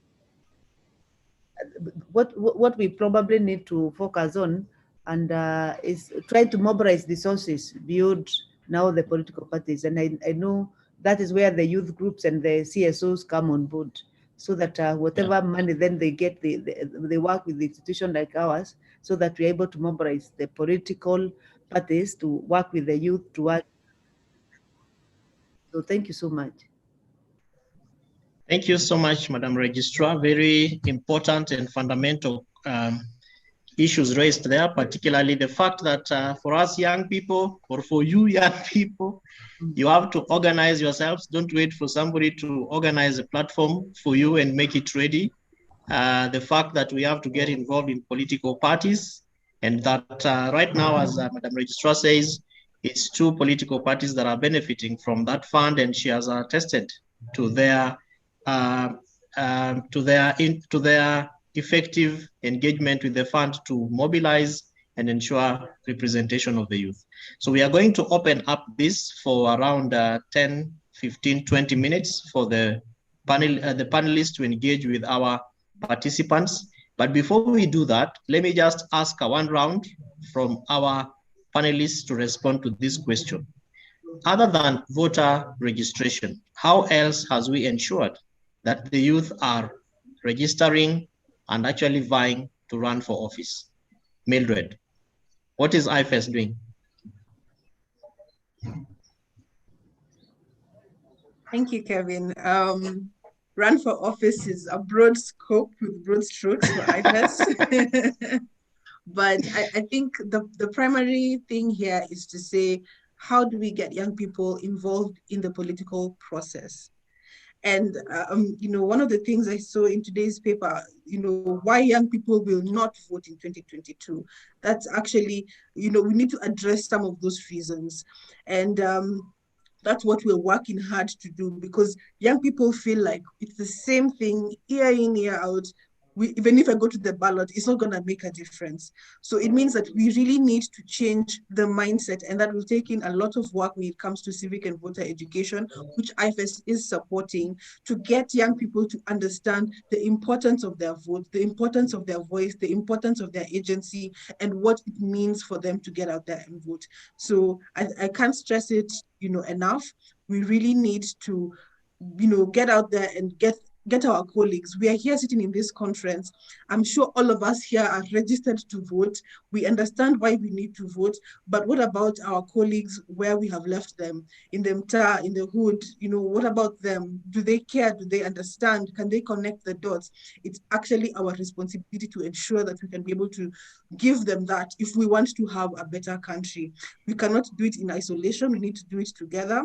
And that is why we also need to get rid of this gatekeeper mentality of having all the information and having all the resources and having all the opportunities. It will not make a difference if we cannot do it together. So more civic and voter education, we really need to combat voter apathy. Thank you so much, Mildred. Mule Musau, ELOG and youth and special interest groups and electoral observation. What are we doing there? Well, ELOG is an inclusive platform, and one of, like I said when I started, one of the things, one of our pillars is inclusivity, and the thematic areas is special interest groups. So, as a membership organization, we have Youth Agenda, we have FIDA Kenya, we have United Disabled Persons of Kenya, who are members of ELOG, and through them we mobilize observers across the country. We have cumulatively trained over 20,000 observers since ELOG was formed. Majority of this, over 50%, are young people, or at least have been young people when you're recruiting them. So we have a community of practice out there, the people who understand electoral processes, and we continue mobilizing them for our purposes. Our observation center is run by 90% young people. Even the current secretariat that we have, that I'm leading, over 70% of it is young people. So I think we are making a contribution in terms of ensuring that they're involved in the election observation process. But it is important to say that beyond that, of course, they can also be able to participate in other ways. I know, one of the questions which keep coming up is that this us versus them thing, that we have these elders in political parties, we are making decisions about them. I joined a political party in my 20s, and you'll be told by very many people who are very active, and I heard Roy say it in his opening statement, that all these people you're seeing who are very active, even the Railas and the Kalonzos and the other people, these people started participating in their 20s. Do you want them to walk away? So this Orengo was a member of parliament at 28 years old. So these things are being done by young people. So they just become the pillars in the country over time. So young people need to have a grasp of their role right now, get into those political parties, get into the top leadership of the political party. And then if you can't do those things, then come to ELOG. We will be able to house you there as an observer, and we'll allow you to closely be able to monitor how the electoral processes happen. We will ask the youth out there to come to ELOG and be enlisted as observers, of course, through accreditation by IEBC. Yes. Abu Bakar, how has, beyond just the voter registration, how is Uraia engaging with the special interest groups up to the level of vying for or running for office? Is Abu in? All right, Madam Registrar, you can proceed on and share with us what your office is doing to engage special interest groups throughout the electoral cycle, beyond just registration of political parties. Okay, thank you so much. I think my response is on twofold. First of all is the civic engagement of the young people in terms of ensuring that we have forums with the youth. We will be starting a program towards election on just a campaign across the counties to persuade the young people to actually register in political parties, participate in political party processes, and finally participate in election, and making them aware of the information around elections and around political processes. What we have noted over time is that especially the special interest groups, including the youth, most of the time they shy away from going out of their way to get information. And that information flow is what probably also curtail their proper participation in electoral and political processes. So our second response is that we want to make that information as available as possible, so that in our website we are uploading what we are doing, and we are uploading information in relation to election and in relation to political processes that are supposed to happen between now and then. And then the youth can continually engage us even on our social media pages and all that. The other issue is to make the processes also easier. And it's important to tell you that we are intending to launch the political membership data registration for members in political parties in eCitizen as soon as 10th of November, so that when we finally launch that, a youth who want to join any political party can join it online without really going to the office of the political party to register. And then you are able to join a political party of your choice without necessarily struggling to get where to get that form of registration. It also will allow the young people to be able to leave, to resign from a political party which they do not want to continue belonging, because they have evaluated the ideologies of that political party and they want to move to another one, so that we provide for you, you're able to leave and also join a political party of your choice. That in itself, it make it easy for participation for the young people. And as an institution, we are committed to make the processes more easier, even to get the information flow, and also protect the interest of the special interest group, including the youth, during the processes like party primaries and all that, through proper regulation of those processes and political parties. Some of those issues we are actually trying to put them in law, so that we see how well these people are, especially membership of a political party, participation in processes like party primaries and others, how are they well protected so that they are not enfranchised as they do their business of wanting to participate. But as I finish, I think it's, I still underscore the importance of the young people themselves voluntarily coming out to seek for that information, to also want to participate, to join the political parties themselves. And I want to reiterate what Mule has said. The question of allowing yourself also to enter and grow, because you start from somewhere, then you grow and learn from a few experiences of people who have been there, but also come up with your own innovation on how you want to participate. Because I would say that every generation fights its own battle. The people who are youth 10 years ago and 20 years ago, and people who are youth today, the battles are different, both political, both socio-economical, and both participation battles. So it's for them, for the youth, because they know their challenges more than everybody else who is now outside the youth bracket, to be able to really list and iron out the participation issues that they are facing and share with the institutions that are responsible. For example, should any youth group or youth have problems with participation in political processes, then the Office of Registrar is open to guide and help them understand the processes, because they may understand the battles and the gaps more than we do as we see it, because they are actually the one in that youth bracket today.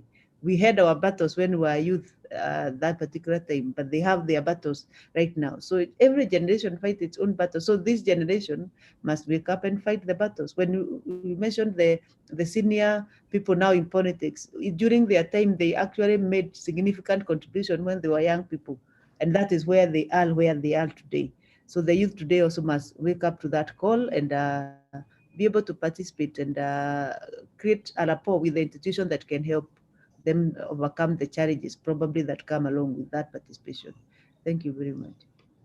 Great. Madam Registrar, before you go, and I want to ask Abu to prepare to respond to the same question on what Raya is doing. You know, as an organization where I serve, County Governance Watch, we made a call in February, which ended on May 30th, for young people to apply to call the aspirants. 329 young people applied to go through this process, and almost half of them, when we asked them to also share the political parties that they belong to, almost half of them said they are members to some of the rather recently registered political parties, as opposed to, you know, those very old parties that have been there for maybe 1 or 2 elections. Is there a reason why youth get or special interest groups get interested or excited towards these new groups or these new parties that are being registered quite at the late stages? I would think that there could be a reason, because every time a political party is registered, these days, by the way, we are requesting every political party we register, which we are also putting in law squarely, to present to us an ideology. What exactly do they understand? The meaning of a political party, what they want to do, what is their ideology, and what is their manifesto on the country, and what they want to do for this country when we register them. So when they come before us to make presentation, we keep correcting them, telling them, you are not clear, go and get clearer. And through that, we have seen, by clarifying what they want to do and advising them, and also conducting a kind of more of a information sharing and civic engagement with the people registering a political party. It is helping them to be able to market themselves differently, with basing them on ideology and what they want to do. Two, it can also be attributed currently, as we change the system from manual to electronic and to more digital. Youth are attracted to digital. Majority of the political parties registering today are using digital platforms in capturing the membership from every county, the 1,000 from 24 counties. So that is also attractive for the young people. And that's why we are also tailor making our business processes so that they fit also to address the concerns of the young people, because young people are technologically conscious, and it's more relevant to them when you make the processes more easy. So I would attribute it to probably that engagement, and the people who are registering political parties being trained by ourselves to be conscious on ideological disposition they are putting out there, and how to mobilize also. We are conducting several meetings with people when they are registering political parties. Probably that has contributed to the youth going to that direction, the ones that are registering right now. Okay, thank you so much. And that really has helped us, because we were asking ourselves, could it be because of the narratives? But I now gather that your office is doing a lot of work on the background, which probably is not being seen on the outside. And your emphasis on the ideological perspectives, so the ideological underpinnings for political parties is very critical, especially as we head towards this 2022 general elections. So young people, you have heard about engaging with the Office of the Registrar of Political Parties. You have heard about being there and standing to be counted and not waiting to be given a platform.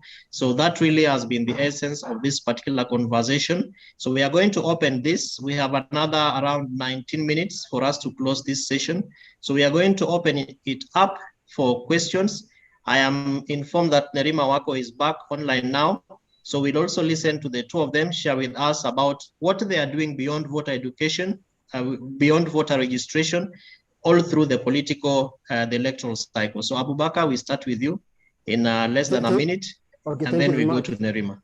Yeah. Thank you very much, Kevin, and my apologies. I think my internet has some problems. So basically, as we are quickly, we are just, remember we are more of a facilitator than an implementer. So currently, we are supporting 2 key organizations to work around youth issues. One, we're working with the Oslo Center, and here they're strengthening youth knowledge and participation in political and electoral processes in Kenya. And what they're doing is they're building the youth capacity to be elected. They're also engaging youth in public to participate in elections and promotion of peace. We're also supporting the Kenya young parliamentarians, and they have a program of working with 60 young people to get in political seats. My understanding is that they want to support young people being already nominated. So that's what is on the table. But we're also working with county-based organizations, around 12 across the country, and they're doing a lot of civic and voter education. So our premise is that we empower the youth with the right and relevant information so that they can be able to engage effectively. We're also working on a project. We're still now finalizing the resource collection so that we really target the millennials. And here we want to launch a major voter education and electoral engagement campaign. so that we reach as many youths as possible across the country. So it's still work in progress. And also we have plans to partner with the IEBC, especially on material development, because we've seen that a gap.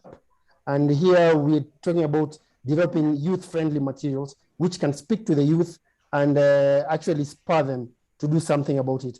But what my request is that once we give out the resources, the innovation and what really works for the youth, we need to get it from here. And that's why for us as Suraya, this conference is very key, so that even if resources are available, what are these strategies which the young people feel can actually relate to them? And especially, I still insist, especially in areas where we do not have digital spaces, because I think our fear is leaving out the people who cannot access the social media. So basically that's in a nutshell what you're doing, and I'm sure we'll be sharing more. Thank you. Thank you so much, Abu, my friend. Nerima? Yes, thank you, Kevin. So what we're doing is we're part of the Youth Serving Organizations Consortium. We are conveners right now. It has 22 youth-led youth-serving organizations. A number of them, 2 of them are building manifestos. And so we're putting it together so that we have a common youth manifesto. So looking at campaigns that are going to be national, since we have a reach of 36 counties.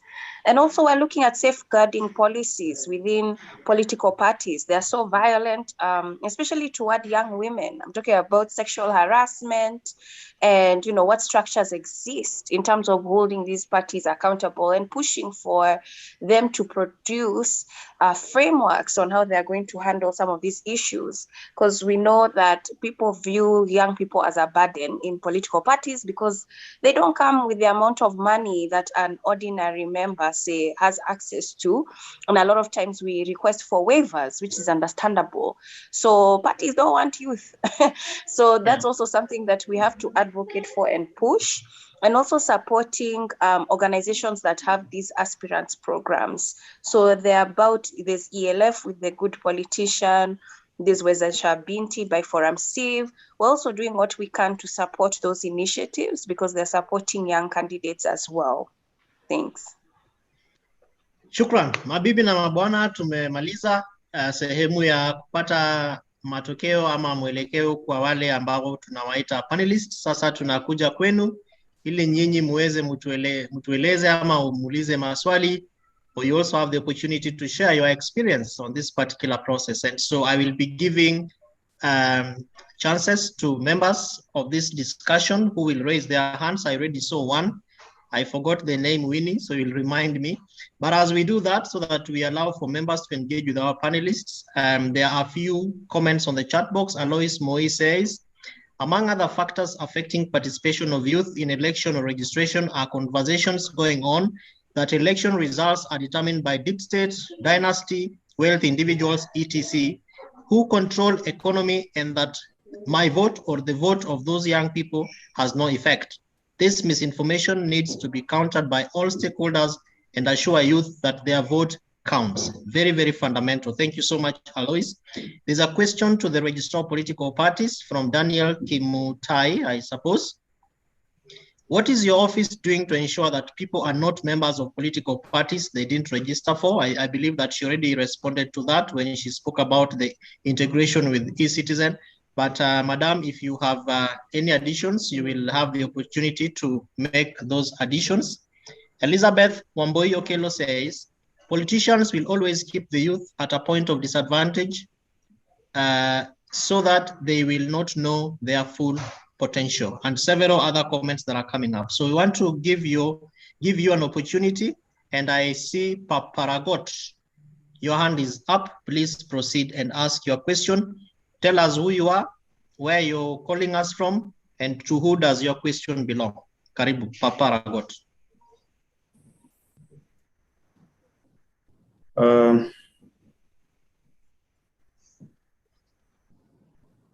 Yes, please proceed. Can you hear me? Yes, loud and clear.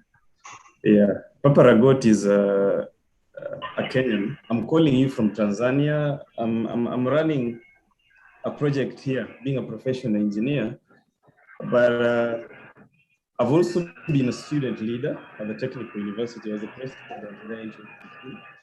I've been also interested in particular political discourses, but my question goes straight to who represents. I'll not talk about the registrar of political parties specifically, but this is something that needs to get to IEBC.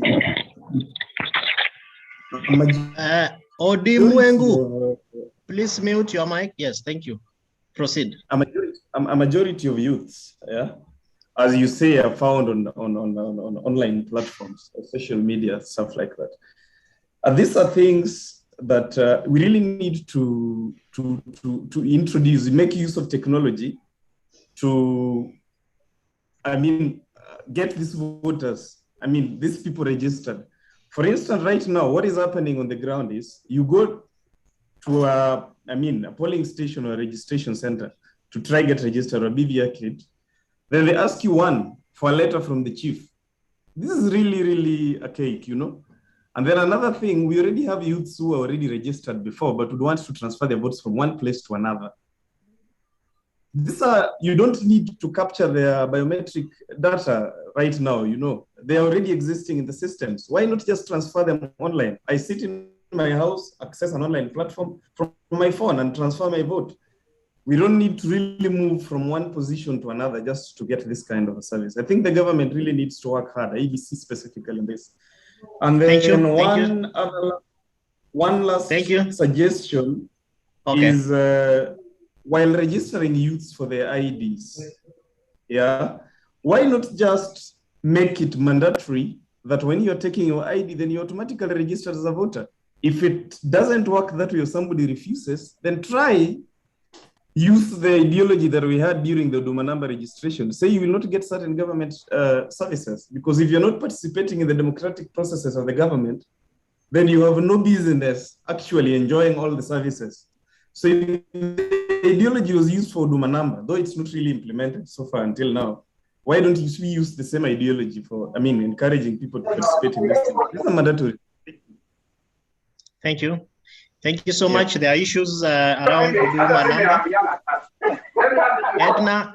Edna Miriti should be muted, please.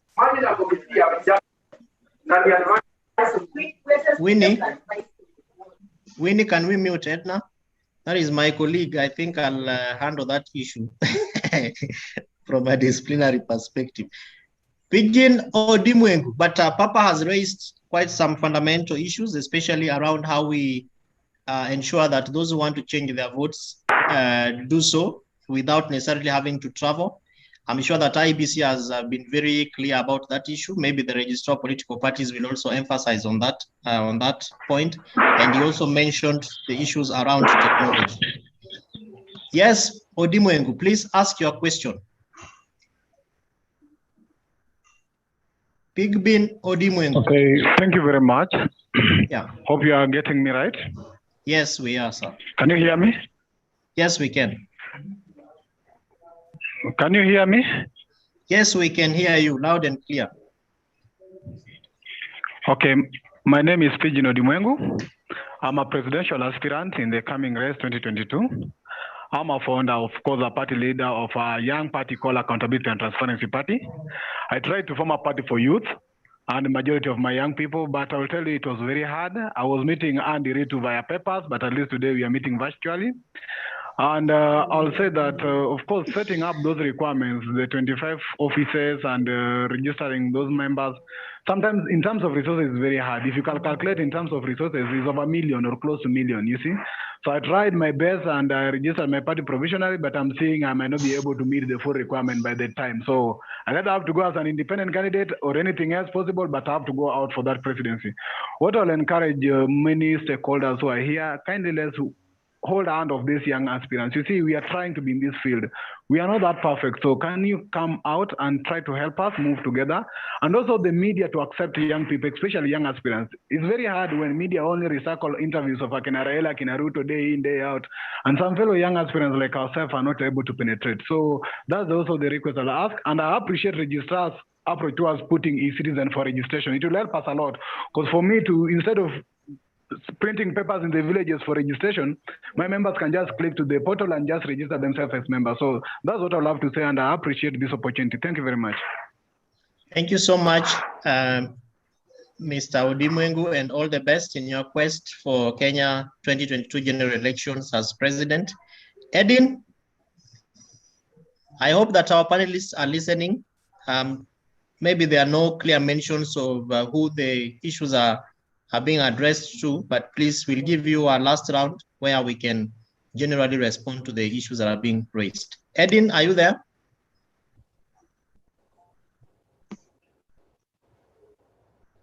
Okay, if Edin is not there, Winnie, Victor, do we have any questions on the chat box? I can see from Jen Nyaido, how can the youth be able to register for political parties given that it requires a lot of money and the challenge of youth unemployment? How can the youth be supported on this? So please take note of that, dear panelists. We are going to respond to it. Zoe Mbunge also emphasizes the fact that youth and technology is a critical element. I have heard all of you urging youth to push themselves and put in on a rock. When you say today's leaders planted during their youthful age, generations keep changing and we have to rise. Now, this generation is social media minded. Yes, a lot of us engage through social media platforms and we have a voice there. There is no information to all. If there is no accessible, that's why you urge them to look for information. Let's fix this. I think the issue that she's trying to raise is the fact that information is not being clearly addressed or given to the youth. So what are we doing? We have dealt with that question, but if any panelist has a response, we can go on and share. Ms. Anderitu can perhaps shed light on how people got themselves registered with certain political parties out of the blues. On the same breath, the process of deregistering is to some level lengthened, which I think shouldn't be the case. So Madam Registrar, the issue that Jack Agola is asking is, I've found myself registered in a political party where I don't belong. How do I deregister myself? I know that you have pronounced yourself many times, including on various platforms, but this is another platform that we will request you again to share. How do I deregister myself from a party who walked into a shop and took my contacts and made me their member? Stephen Osedo, does the ORPP have any specific policy on youth engagement and involvement in political processes? So the rest are comments. I don't see any question. Jack Agola again, I see a question down there. The question of our representation might crop up, but because of time and in the interest of the same, Winnie, unless there are questions or any hands that I don't see. Oh yeah, I see two hands. Bill Oulo, are you there? Thank you very much. Mine is very short. I just have to say something. I'm Bill Clinton, a contestant in Homa Bay County. I'm a young person, a former student, former president, University of Eldoret. I've been on the ground in the period that the 3 weeks period voter registration has been taking place, and there are many things that I've observed. And then I just want to say that we must not be blaming IEBC and other bodies that are concerned that much. What I think we have to do, the fellow youth who have got some knowledge about the importance of being a voter and voting in elections. I think most of our youth are just ignorant of the fact. Order, Mr. Bill. Yes. Unfortunately, your internet is not very strong, so you keep breaking. Do we allow you to fix it as we listen to Damaris? Then we give you another chance. Okay. Yeah, please just fix it. Then once Damaris Juma makes her voice count, we will get back to you. Damaris? Thank you, Kevin. Okay, my name is Damaris Juma. I'm an aspirant, the Women MP Bungoma County 2022. I have a concern. In as much as you are allowed, especially students, I've been observing this to the university students, in as much as you are allowed to vote from anywhere, I think the youths want to participate in elections. Youths are doing their best to be aspirants in 2022, but senior citizens are especially coming to students, buying their votes. We call it buying their votes. What is what can IEBC do to make sure, like, for instance, those youths who are honestly campaigning at ground level for the votes from their people, but they're senior citizens, those who have money, who are paying students to go register somewhere else as voters so that they can vote for them. What can IEBC do to ensure that youths are not being paid to vote, but we are also included, those of us who can't pay people to register in their home counties? What can they do? Thank you so much. That question is very fundamental. It keeps coming up. I think we have now read it twice and also listened to two different people ask the same question. Madam Registrar will allow you to respond to that. I don't see any other hand up, but I'm wondering whether Bill has fixed his microphone, rather his internet. Bill, can we try again? Thank you very much, Kevin. Can you hear me now? Am I? Yes. Okay, so I was saying that I think for somebody like me who've been on the ground during this voter registration process and I've gone to different places, I think I will support what Mr. Kuma Damaris is saying, because I've witnessed buying of registration by the youth, which is something that needs to be tackled. But the other thing I can say is that much rest with the okay, Bill, mtandao imekukataa kwa sasa, lakini naelezewa ya kuwa kuna the second panel is coming up for aspirants, so you could join that from is it 11:45? So we'll ask the organizers to share with you the link so that you can join that, with the hope that you'll have moved to the mountain close to Homa Bay Lake, then you can get proper internet. Okay. Is that fine, Bill? Yeah, so please don't run away. Just join into the next panel, which will be addressing issues around aspirants and all that. So we are going to take responses, but I see Daniel Kimutai's hand is up. In less than a minute, please raise your issue or question. Then we'll have our panelists respond, beginning with the registrar. Then we can close this very wonderful session. Daniel Kimutai.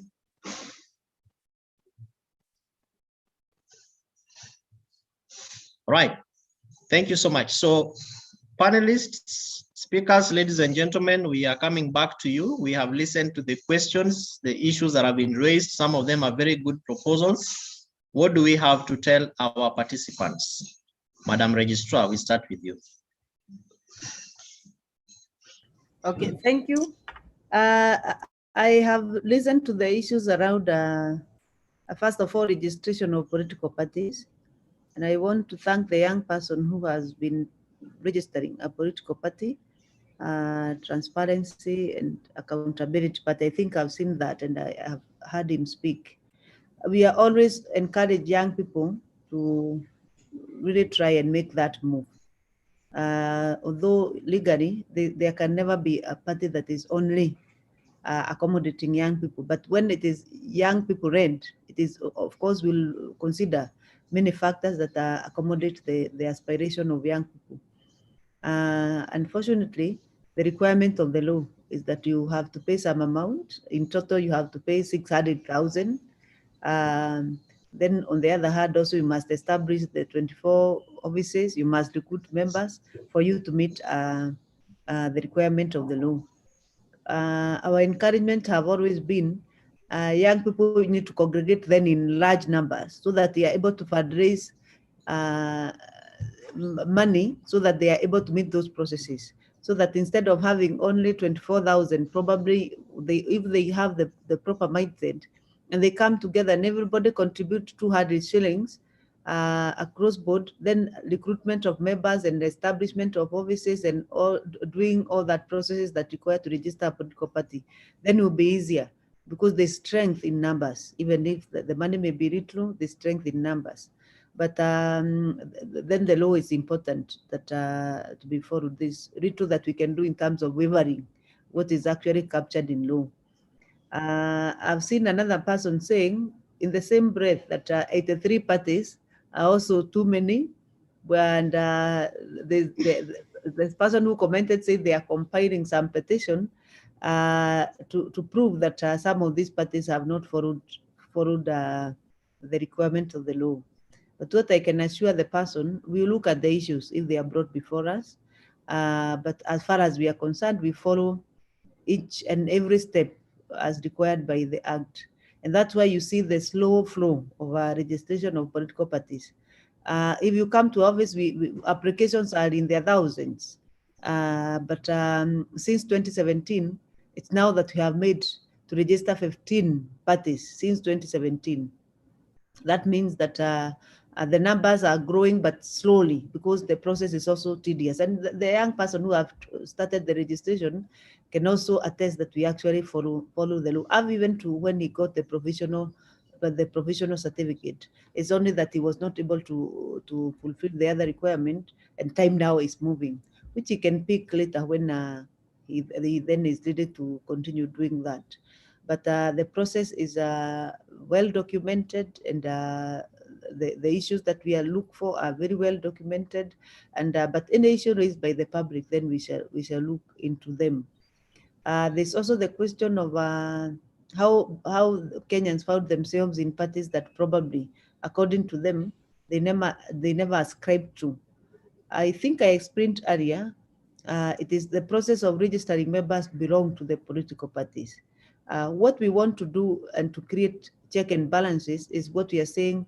Let's do it through the e-citizen platform, all the platform that the political parties shall establish digitally, and with the supervision of the Office of Registrar, so that it is the person himself or herself who is logging in to join a political party.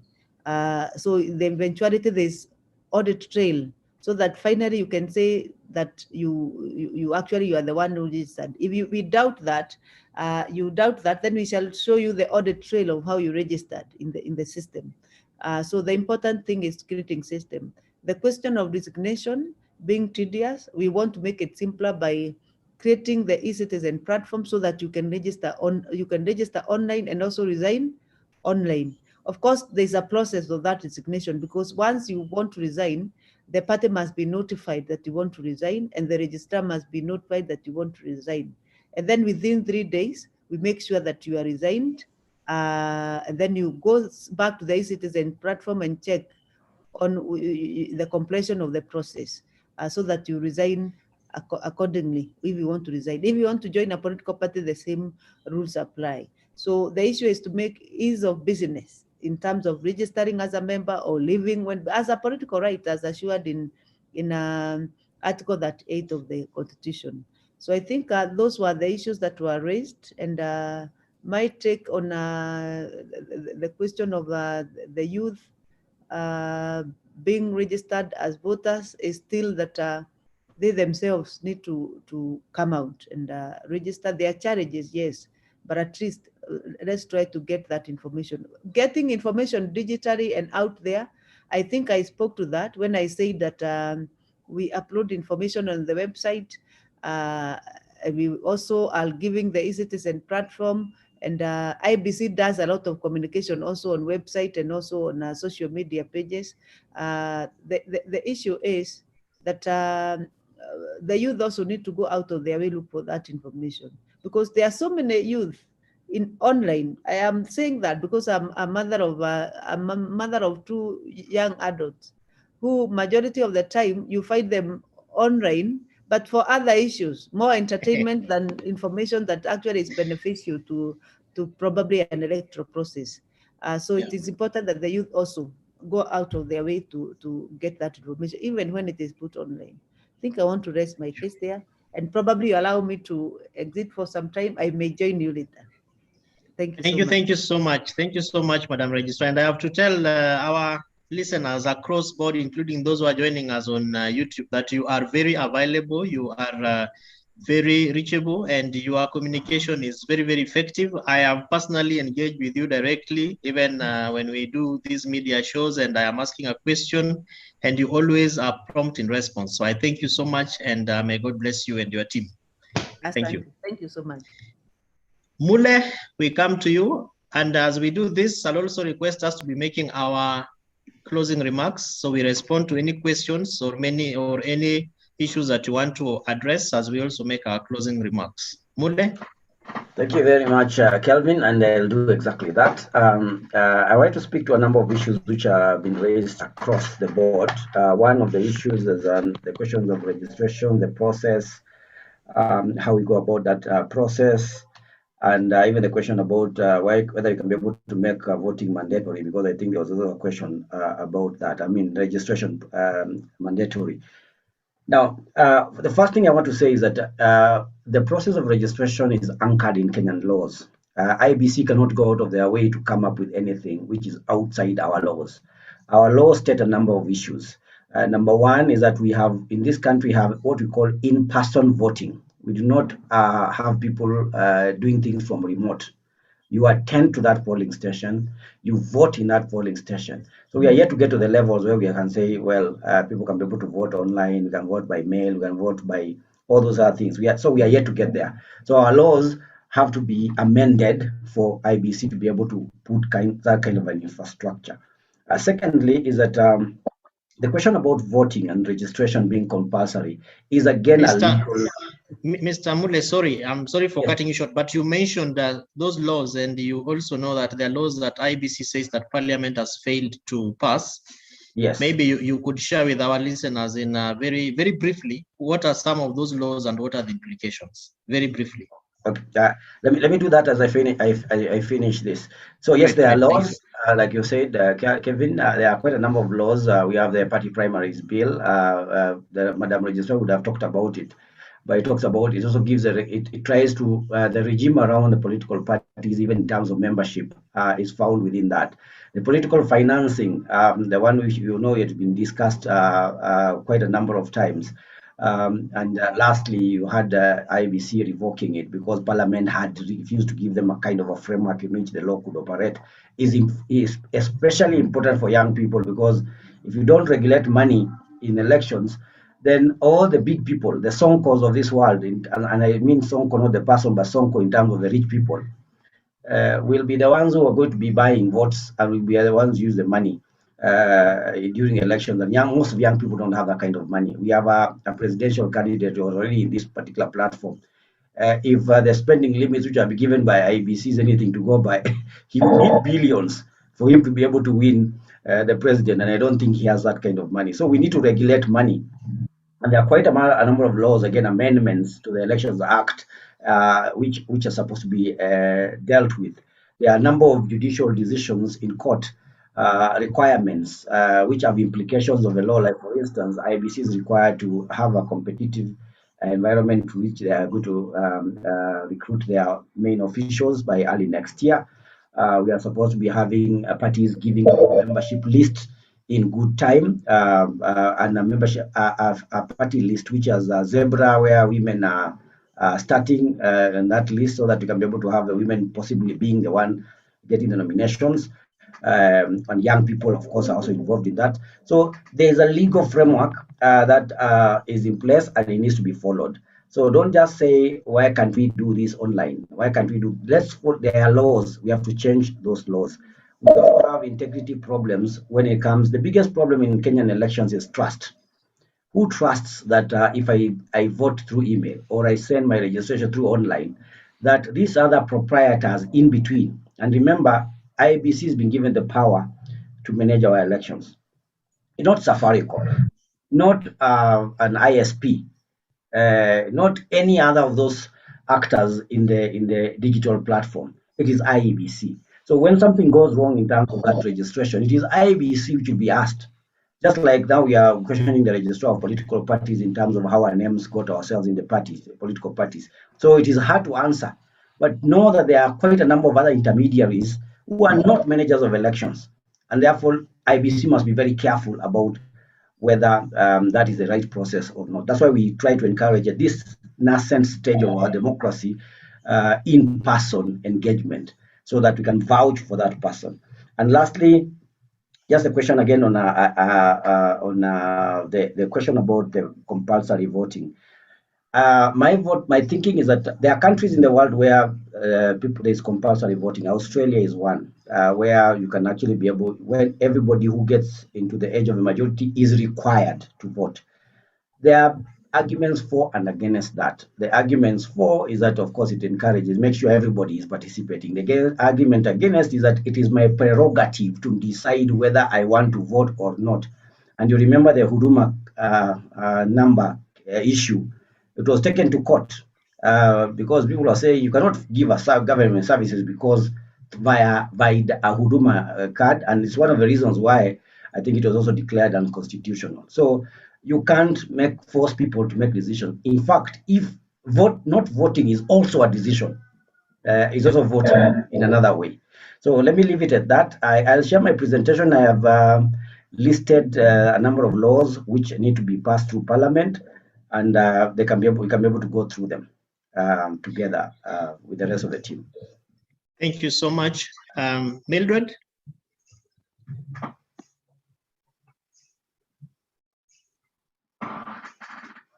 Thank you, Kevin. I'll just respond generally. And I think for me, it's just to say that the purpose of even us being here today is to get young people on the bike, to ensure that we are all moving in the same direction when it comes to our understanding of why we need to vote and what that action means for us.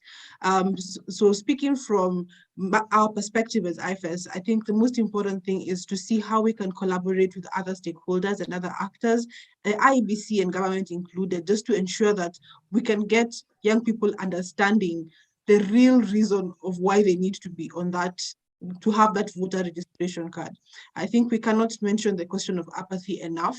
It's not enough for us here who are enlightened and understand these things. We really need to get down to the ground and go down to the grassroots and help our other fellow young people understand why they need to be able to do that. So even as we are advocating and pushing for registration, or we need to run for office, do they understand what that means for them?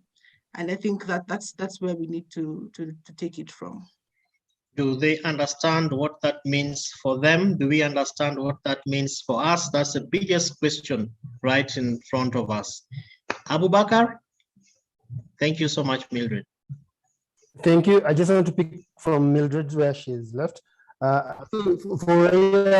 what we are seeing is that there's still a need to help and support the young people, just to see why their engagement in the electoral process is key to having a life of dignity. Just to know that either way, if they don't involve themselves in the electoral process, the implications are dire. That so that's what we will push. We'll still continue giving as much information as possible for the young people to understand their role. For example, I mean, if we are having problems in terms of poor economy, if the question is the leadership we've put in place, can we hold them to account? And do you know how to hold them to account? So our area will be to provide as much information as possible so that we can be able to interrogate the leadership we have in the country and why, as young people, we should not be in that place. So that if you want better leadership, we have that potential. So, and just also, Asuraya will keep on working with IEBC to help the issue of voter registration, especially the fact that the mass voter registration, even if it's going to stop next week, that continuous voter education, voter registration, which people should be aware and should also strive their best to register. And maybe, in 2022, so they can have an opportunity to actually exercise their rights to ensure that they have a country that they deserve. Thank you very much. Thank you so much, Juan Abubakar, for those comments and your commitment as well. We move to Nerima.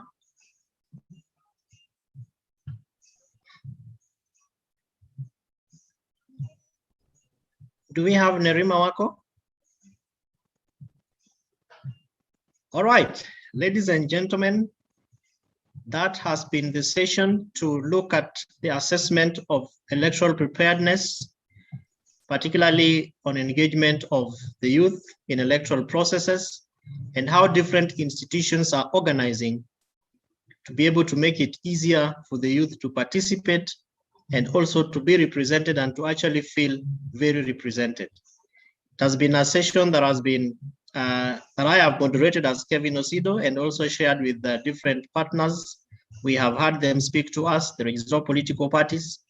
We have listened to Uraia, we have listened to IFES, we have listened to ILOG, we have also listened to Siasa Place, and your comments have been very positively taken. We have allowed you to ask your questions. The onus now rests on you. Are you going to be the change that you are yearning for? Are you going to ensure that your vote counts? Are you going to ensure that you hold the person that you are going to be voting for accountable, even after the August 9th, 2022? That big question can only be answered by you. So we end where we began with Felipe Saja, who is the chair of the Board of Youth Agenda, who opened this meeting. And actually, I will quote from one of the comments that he has made on the chat box, that youth must take real action to be part of the governance in Kenya. Power is taken, it's not given. How can you even wish to be at the table of power if you can't take voter registration seriously? How will you take power if you are allergic to being a member of a political party? Kenya is a multi-party democracy. People can register as many parties as possible. There is nothing wrong with doing that. Are we getting the best possible people to run for office through political parties? Good people are not running for political office. Where are the youth generation? That is the question, and we hope that we gave you the opportunity as a young person in this great republic to listen to government, listen to stakeholders, and to allow you to make your choice and to have your vote count. May God bless you, and I hand it over to the CEO of Youth Agenda, Victor Nyongesa. Asanteni sana. Victor? Thank you so much, Bwana Osido, for that wonderful session. Thanks so much to our panelists. Indeed, it was very insightful, and just picking up from the conversation and the comments in the side chat, you could tell this conversation is timely, and it also gives us an opportunity as actors in this space to know on what to focus on. I want to take this opportunity just again to remind us all and thank our partners, ORPP, National Youth Council, IFES, ILOG, County Governance Watch, CMD, Siasa Place, for the great support and for ensuring that we have this conversation. I know time is not on our side, and just to remind you, kindly listen to it. Let's share on our social media platforms with the hashtag Vijana Tugutuge. And then also at this point, I want to invite our next moderator, that's Mr. Ocheng, who is going to, I know he'll have a chance to introduce himself and also introduce the next panel. This session is going to bring, we are going to have conversation with young aspirants who intend to vie in 2022, and they are going to give us their experience interacting with political parties, interacting with their constituents, and even the challenges they are facing as they prepare for the 2022 general election. Ladies and gentlemen, at this point, I want to hand over to Morgan to pick it up from there. Thanks so much. Karibu sana, Morgan. Okay, thank you so much, Victor, and the team from Youth Agenda for convening this wonderful session. And also to our past moderator and the team. Thank you so much, Kevin, for that informative sessions that we've had with the electoral actors. And now to this, our second panel, we'll be hearing from the aspirants themselves, because they are the ones who are in the ground, they're the ones who are interacting with the voters. They understand better. And as young people, we just want to know, are they prepared? And are we prepared as young people for the general election coming up in the next 10 months or so? And once again, our panelists, welcome to this second session, the second panel that for the day. My name is Morgan Ochieng. I'm a communications practitioner. I work with Run for Office, a national campaign that support and work with young people who are running for political offices. And this morning, I'm joined by an able panelist to assess the level of youth preparedness and participation in the 2022 general elections as aspirants. And they will also share and unpack the measures taken by different political parties that they belong to ensure there's an increase of number of young people participating in the forthcoming general election. To our audience, please continue tweeting and also sharing this information. It's there live on YouTube, Youth Agenda. It's also there on Facebook, Youth Agenda. Use the hashtag involved Youth KE and also Vijana Tukutuke hashtag. This morning, I'm joined by Ruth Ambogo, who is an aspirant for women representative seat in Vihiga County. I'm also joined by Albert Maloba, a young aspirant in Karen Ward in Nairobi County. Also joined by Daniel Orogo, who is an aspirant in Kibra constituency. Joined also by Jen Njau from Muranga County. She's an aspirant Makuyu Ward. And we're also joined by Mr. Mwicha Range from the Center for Multi-Party Democracy, also joining this panel. And at this moment, I'll give each aspirant, panelist, just 1 minute to introduce themselves. Then we'll go to the questions. I also understand Ruth will be leaving us shortly. So after introduction, I'll give an opportunity to respond to my questions. And in 1 minute, to the panelists, starting with Mr. Albert Maloba, kindly introduce yourself, tell us who you are and where you're vying or running for office. Mr. Albert, if you can hear me, the floor is yours.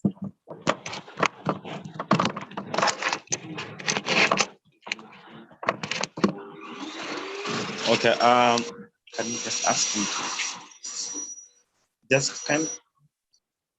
Okay, Mr. Albert, if you are preparing yourself, I'll give opportunity to Ruth Ambogo to kindly introduce herself, just in 1 minute.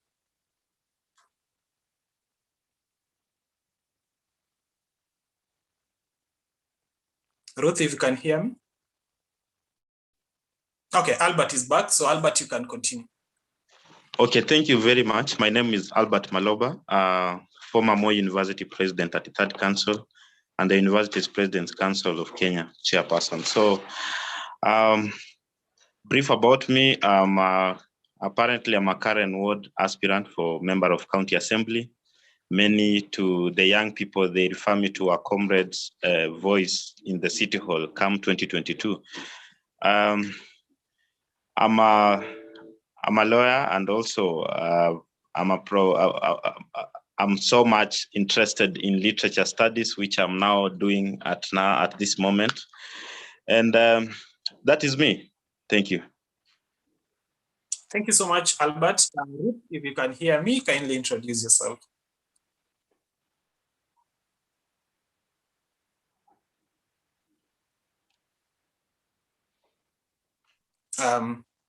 Ruth, as we wait for Ruth, Jen, if you can hear me, you can introduce yourself. Good morning, everyone. My name is Jen Njau. I'm a pharmacist by profession.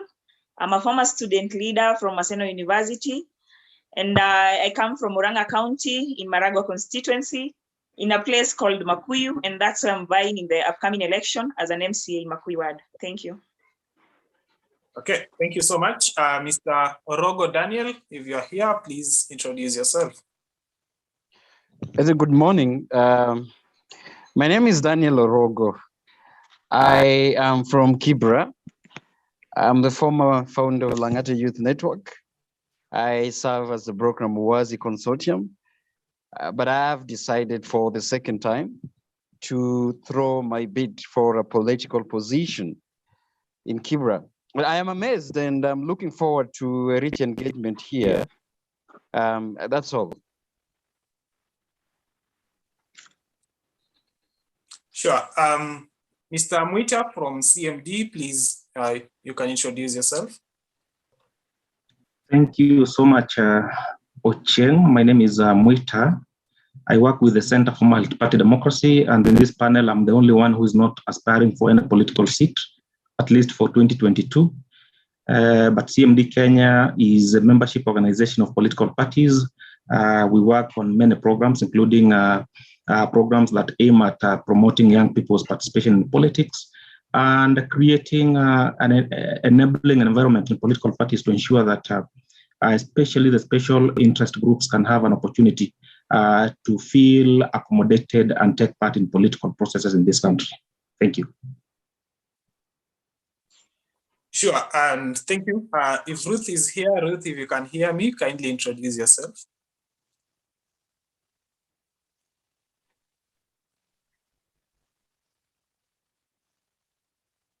Ruth, are you with us?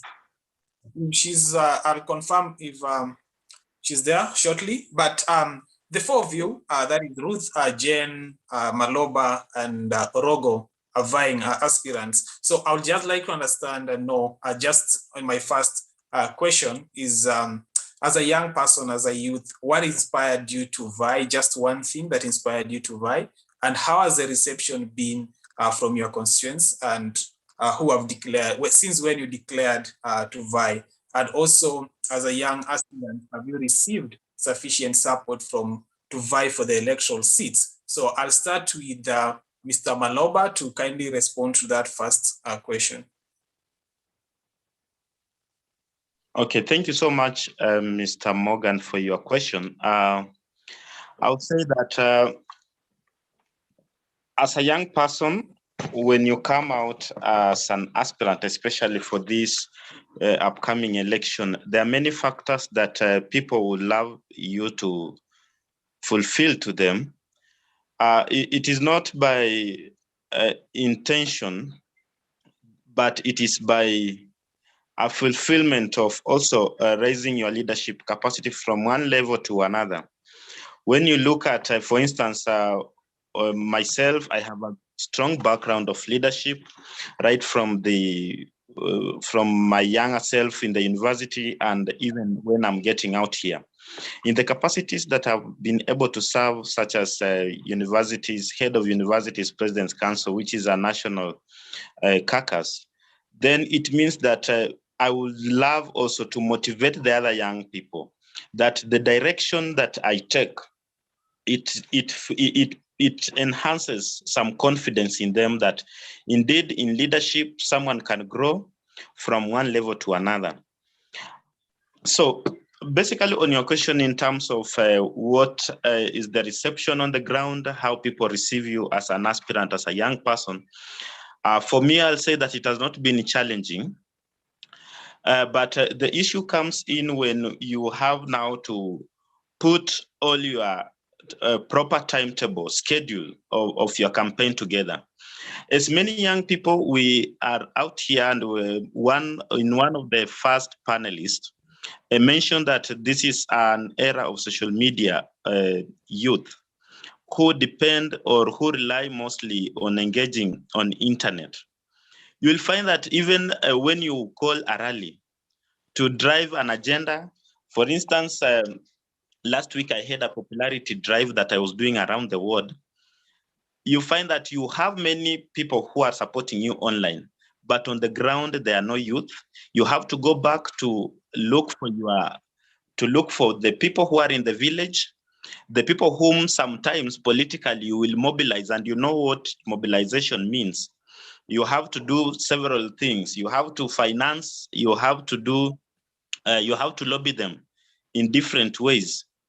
And you know, this is a young person who is supposed to be supported by young person voluntarily, but for those even who are able to support you, to come to your activities, to your meetings, to help you in agendas that you're driving in your political timetable, then you find that they are the most needy people also, and that is so unfortunate. So I would say that my reception at the world has been good.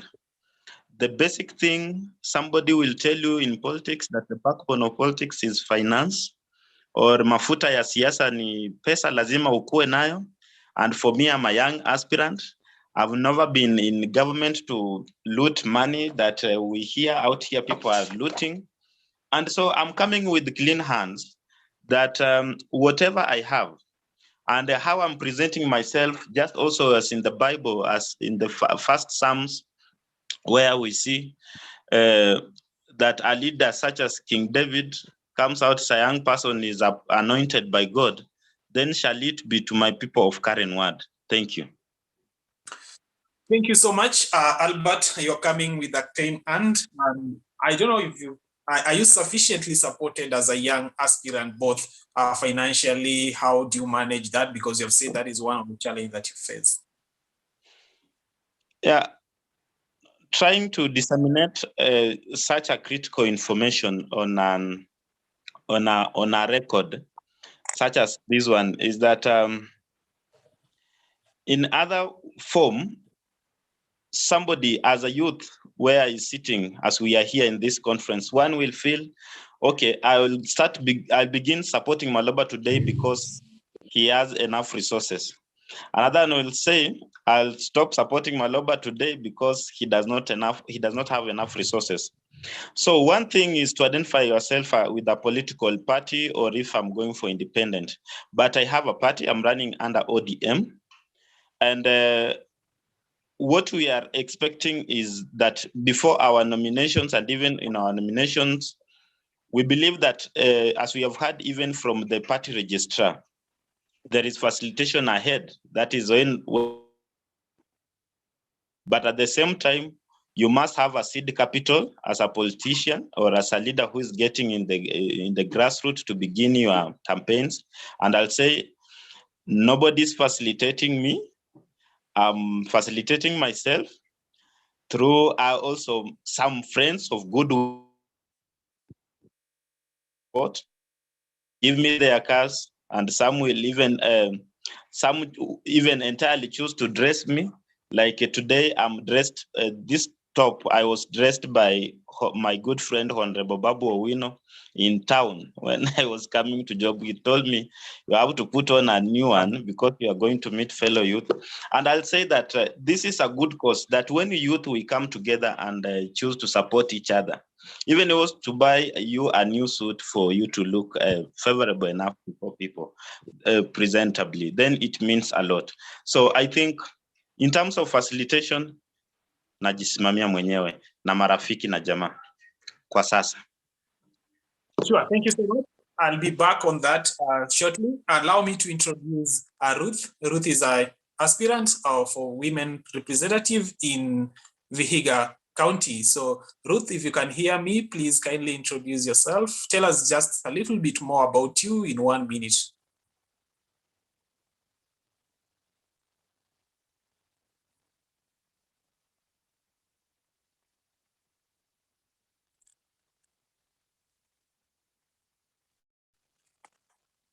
Ruth, can you hear me?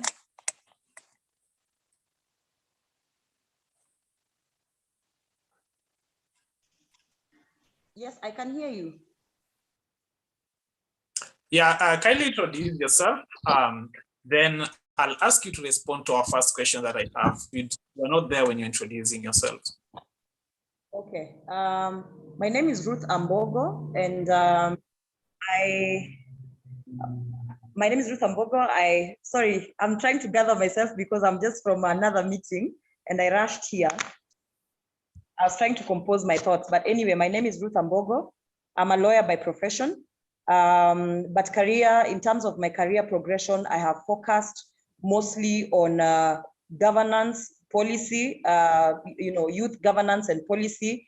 I have been a champion for issues of young women and even just generally women in the society and the vulnerable. And I'm also a communications consultant.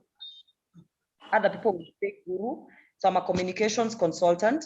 And basically, I have been in the leadership space, the youth space, the youth leadership space for quite some time now. Presently, I serve as the manager for programs, policy, and political engagement at the office of the wife to the former Prime Minister, Raila Odinga, that is Dr. Mama Ida Odinga. So this is a very recent appointment and I'm just settling in right now. And I guess that is part of why I have been a bit engaged. So I will try to make my contribution so that in case I'm needed, I will be able to go away, because we are working on some things at the office. And then finally, I think, and most importantly to this discussion, I am an aspirant for the seat of the woman representative at Vihiga County. But given how the political dynamics are changing, especially in my own life and at the national stage, and some of the things that I have experienced while trying to vie for while launching myself on the ground in Vihiga, that might change very soon. My decision to vie at Vihiga County might change. So I'm in the process of deliberating. It doesn't mean that I will stop being an aspirant. If it gets to the point where I decide not to be an aspirant because of probably the engagements I have, I will still be actively involved in the leadership space, and I will still be actively involved with aspirants. I'll be working with. So I think that sufficiently serves as an introduction for me. Okay, thank you so much, Ruth. And since I know you'll be leaving shortly again, I'll ask you my first questions that I've been asking my panelists is, as a young person, you've been on the campaign trail for quite some time. I've seen you down in the Vihiga campaign. And what is the one thing that inspired you to run, to vie? And then how was the reception the moment you declared that you're going to vie? And as a young aspirant, you sufficiently supported to vie for the electoral seats that you aspire to? The host keeps muting me and stopping my video, so I don't know what's happening. Okay, I think we need to work on that. Yeah, because I keep getting muted. And if you don't mind, could you just repeat where I am? There's a bit of background noise, or I couldn't hear you clearly. Just repeat the question if you don't mind. Sorry. Then Winnie will also project the question. The question is, as a young person, what is the one thing that inspired you to vie? Then how has the reception been in your constituents? And also, as a young aspirant, have you received enough support to run for office for electoral seats that you're vying for?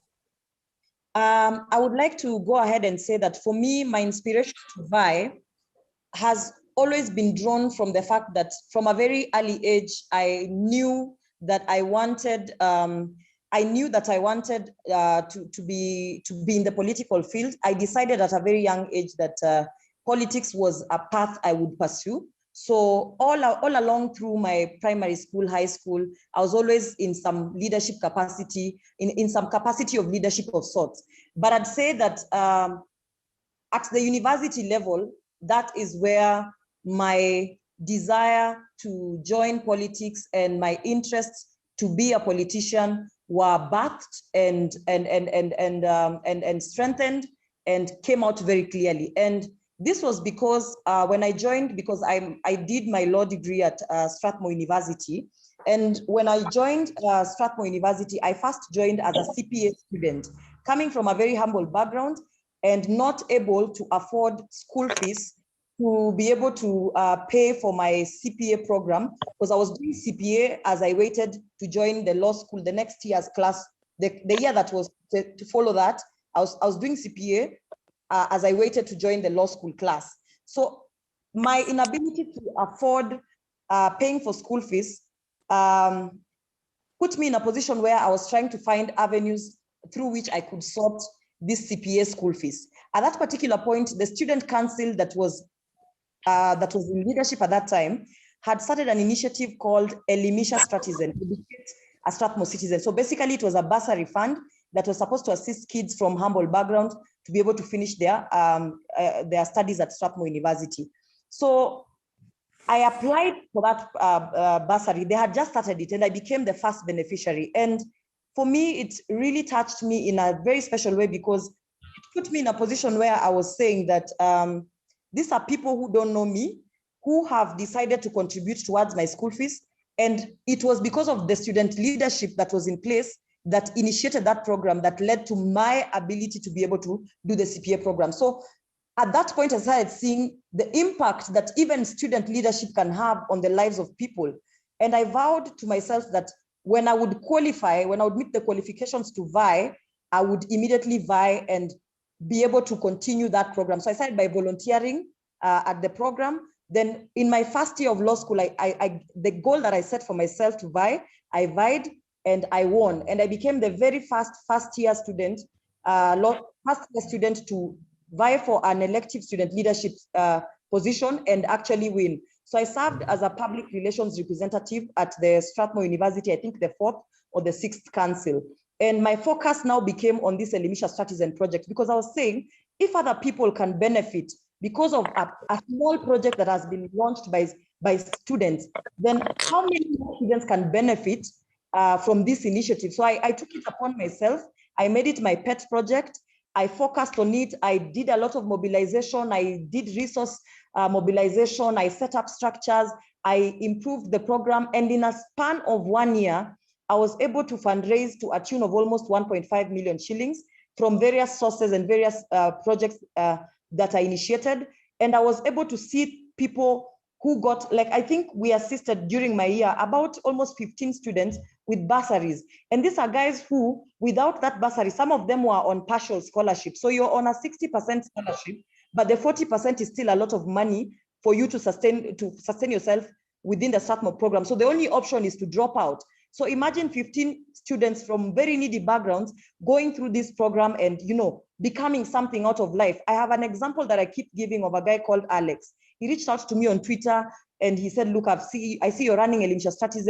I'm a boy who has literally been hawking on the streets. I've been admitted. I applied for Strathmore. I've been admitted. I don't have school fees. Can you help me? I told him, come. I helped him. The guy graduated 4 years later.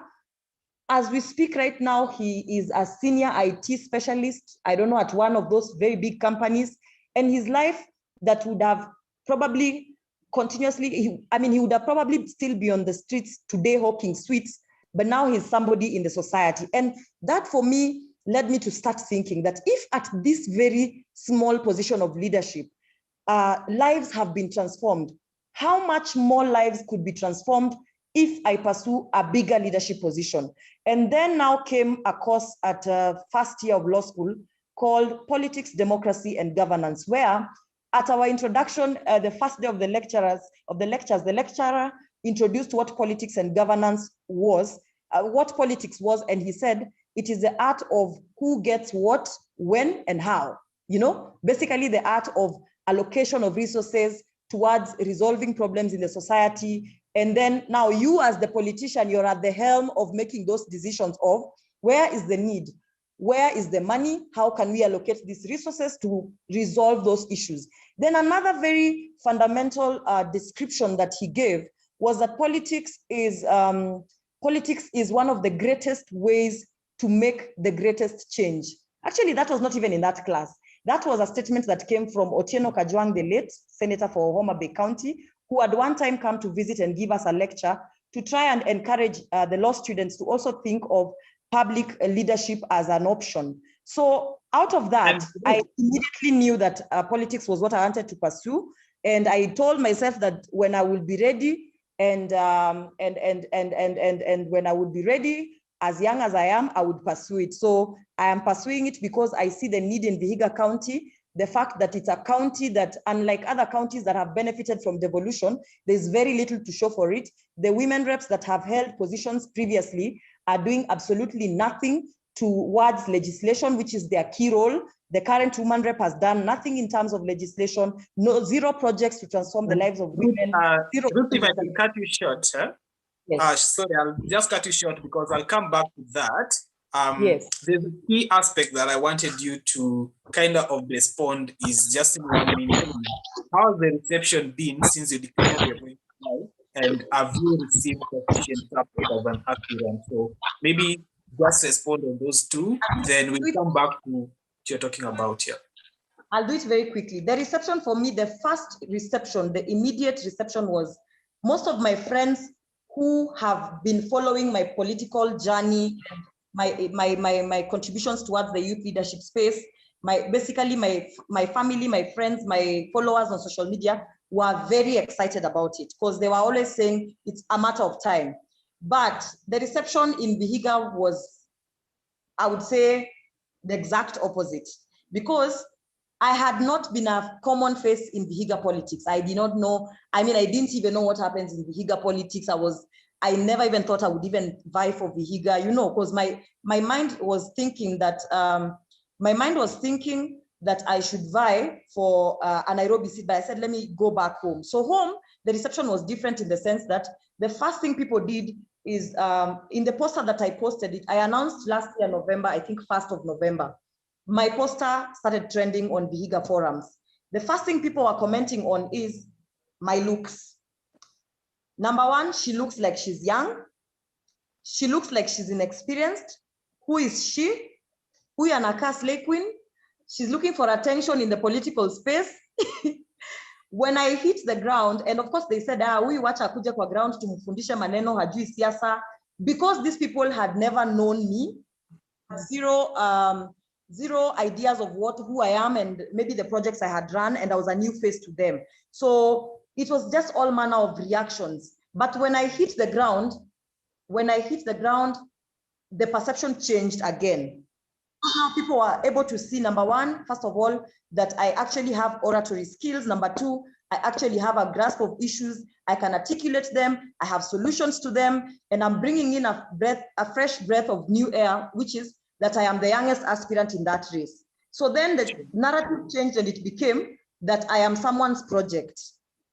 Some of the names that I was being associated with are that, I am Raila's project. Why? Because people would go online and find some photos of me with Raila.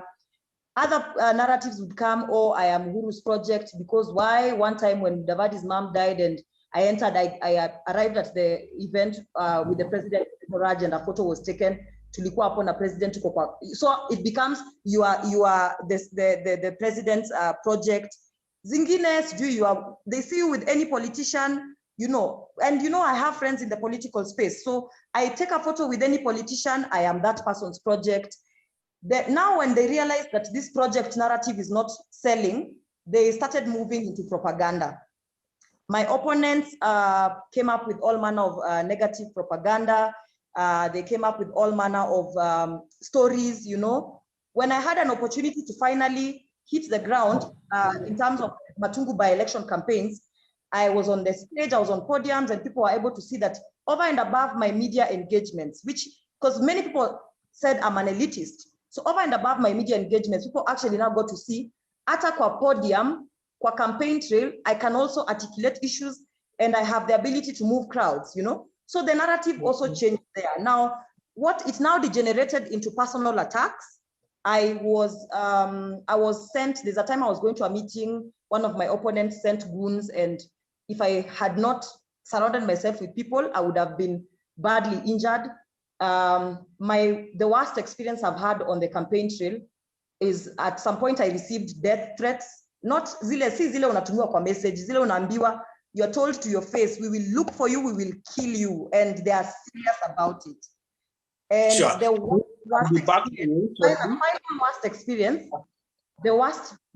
experience that I'm yet to get over is that someone was sent to rape a daughter to someone who was very close in my campaign team. And I think for me, that just changed. It changed everything. I had to take a break from the politics. I went through a lot of trauma and I had to deal with it. So those are my experiences. Yeah. Sure. I'll be back to you shortly. I hope you're with us in a short while. Allow me to rope in Daniel. I'll still be here. In case anything changes, I will communicate with the administration, with your team. Okay, I'll rope in Daniel into this discussion, and I've read your comments from the comment section. People are asking to speak the theme of the day, and briefly, because we have more questions to ask, Daniel, I'll ask you about the situation. What is the one thing that you to buy, and how has the reception been since you declared your intention? And have you received? So if you can keep all this in just less than 2 minutes, I'll I'll really appreciate. Well, I think it's important to be very brief and to address the question as is asked. So here, I from 2010, 2012, I have been working on communities and just advocating for the rights of youth and women in Kibera. And a lot of community perspectives to make sure that youth, women, and those who are ethnically marginalized are included in civic participation processes. So my community work and working through the marginalized community brought to fore that it's not only important for me to concentrate, but some of these decisions are made at the decision, the decision-making table. So I think that is what inspired me to vie for a leadership position right now, because now there are decisions that need to be made at a political level. And that means that it requires presentation, requires representation at that level. So that is what motivated me to vie in 2017 and run in Kibra by election and declare that I'm going to run again in this coming elections to the ballot. But then secondly, you've asked if what are these? The expectation definitely is like for everybody, that people begin to treat you as a candidate. They assess your preparedness. I mean, if you are a young person, then you will be put to task to prepare and explain to the community what are your ideas. Remember, I had been working in the community as a community organizer, but the declaration for running for a political office now brought to a different question. So you are now being treated to be a familiar figure in that terrain, yet you've been there in the community. You are asked to, to attend to each and every emergencies, each and every situations, each and everything that happens. So I think the expectations that comes from friends, the expectations that comes from relatives is overwhelming sometimes. And sometimes I think this, if not careful, really bring to fore a number of things. Last question, do I feel supported? Well, who supports me? I mean, yeah, the family would give you an upper hand. I mean, you umetosha, go for it. That is the far that is the support you can get. I mean, definitely the political parties. I am a member of ANC, and I joined ANC after the Kibera by-election. So even as we speak, I think we are just concluding a conference where I am pushing the party to engage the young aspirants and maybe spells out the advantages and strategies to appeal to young aspirants. And I think one of the things that we've concluded is that the party needs to support the activities of young political aspirants, including myself. So I go ahead within the political parties to agree to review and waiver the nomination fee and other things that would come for a political party, the support of the presidential candidates. To this extent, I feel that my cause really is supported. Thank you. Thank you so much for keeping it short. And Jane, I'll get to you. And also, please keep it short in less than 2 minutes. And my question will be the same questions to you, Jane. What inspired you to vie, and what is the reception since you announced your candidature? And are you supported enough by different quarters? Jane, if you can hear me.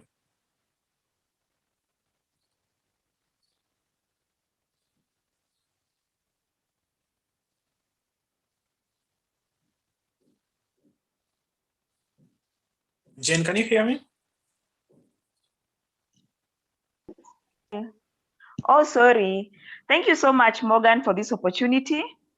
And as I had said earlier, I'm vying in Makui ward, that is in Murang'a County.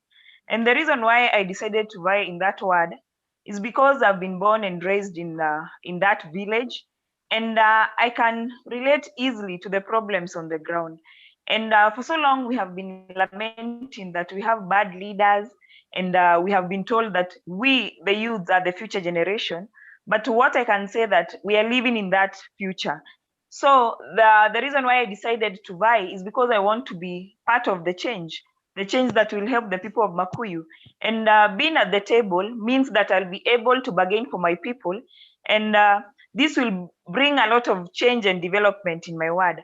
And the reception, when I decided to buy and I announced it to everyone, including my family, the reception was good, but not as exactly as I expected.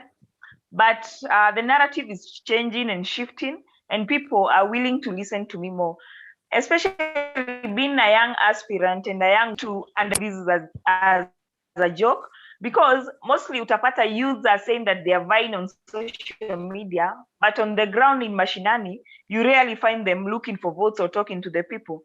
And one thing people don't understand is that votes are not found on social media, but you have to go to Mashinani and talk to your people wisely and tell them and sell your manifesto and agenda to your people. And I can say all is well, and I'm ready. I'm a very serious candidate in 2022, and I'm not going to back off anytime soon, because most people think that when you declare your interest to vie as a youth, you're not going to finish the race, as most youth have done. And I'm here saying that I'm ready to go, and all I can ask is for your support. And I've received a lot of support from my friends, from my family, both morally and financially. And one thing I have to say that once you believe in yourself, so many people will believe in you.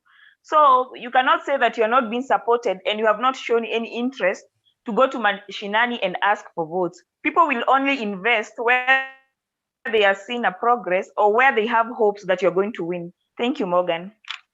Thank you so much, and thank you also for keeping it brief. Allow me now to rope in Mwita. Mwita, you work with the Center for Multi-Party Democracy, and this is an umbrella for all the political parties that we have. We do understand the role that political parties play in elective seats, which is important and fundamental. And looking at Section 2 of the Political Party Act, which provides that every citizen of Kenya who attains the age of 18 may contest for any elective seat, and which is a member of a political party. And I would just like to understand from you, having been working with the Center for Multi-Party Democracy, what are actions that political party has taken to ensure potential young aspirants register to be members of different political parties? Thank you, Morgan. I think let me start by saying that the right to political participation is a constitutionally guaranteed right under Article 38 of the Constitution of Kenya 2010, that each and every person of Kenya, Kenyan who is above 18 years, has a right to join or even form a political party.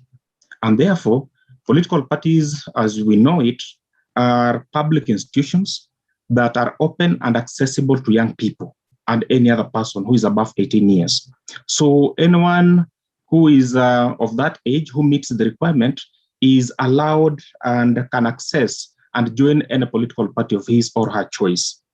If you look at also the requirements of for registration under the Political Parties Act, it says that the political parties must have the national character, including upholding the national unity, and that means young people are also encouraged to form and join political parties.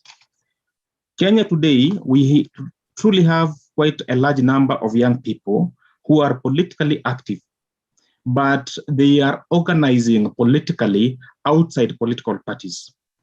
I know the fundamental challenges in political parties that may make young people not really be willing to join political parties, but political parties have always been open. They are there, and it is a quest of young people to join the parties and organize from within. But we must not run away from the challenges that political parties portend or may give young people and make them not be willing to join them. One of the things is that if you look at the parties that we have in this country, they are partly confusing because of the lack of the ideological clarity.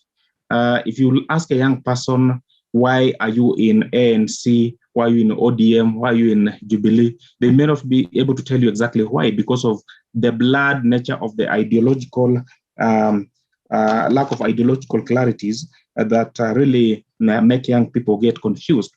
We also have a reality that most political parties have not been really running the programs for political education, which can make it easier for young people to discern exactly what does this party stand for.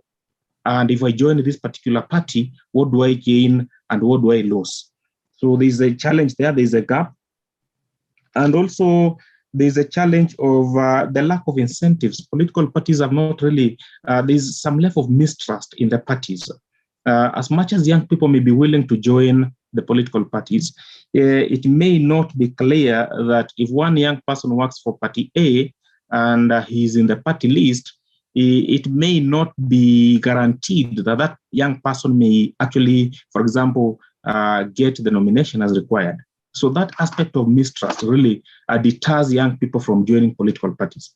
So what I'm saying is that while political parties are public institutions open to young people, we may not be able to run away from the challenges that they're going through in terms of ensuring that they create a trusted ground that attracts young people to join and be part and parcel of those political parties.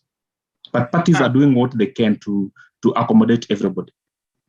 Mwita, you just in a build-up to my next question to the aspirants, I'll a little bit do a follow-up on the same. And what are you doing as Center for Multi-Party Democracy to make sure these young people are involved and they get the opportunity that they have? Do you how do you help to mitigate the challenges that you have talked about? And for just to encourage, because part of joining political parties is part of the election preparedness, especially with the theme for today.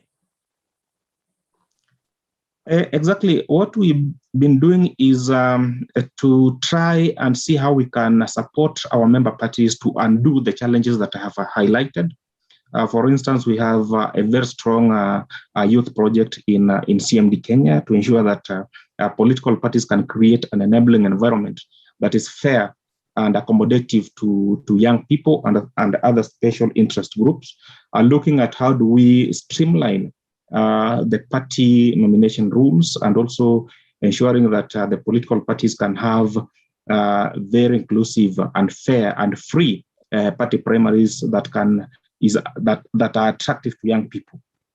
We also need to really see how we can reduce the premium placed on money in politics to ensure that young people really get incentives, including nomination fee waivers to be able to access and participate in politics, and to build some level of intergenerational trust between the senior peers of the parties and also the young people who are joining political parties, so that the young people can feel accommodated, they can feel trusted, they can feel valued in contributing to the growth of the political party. Sure, thank you so much.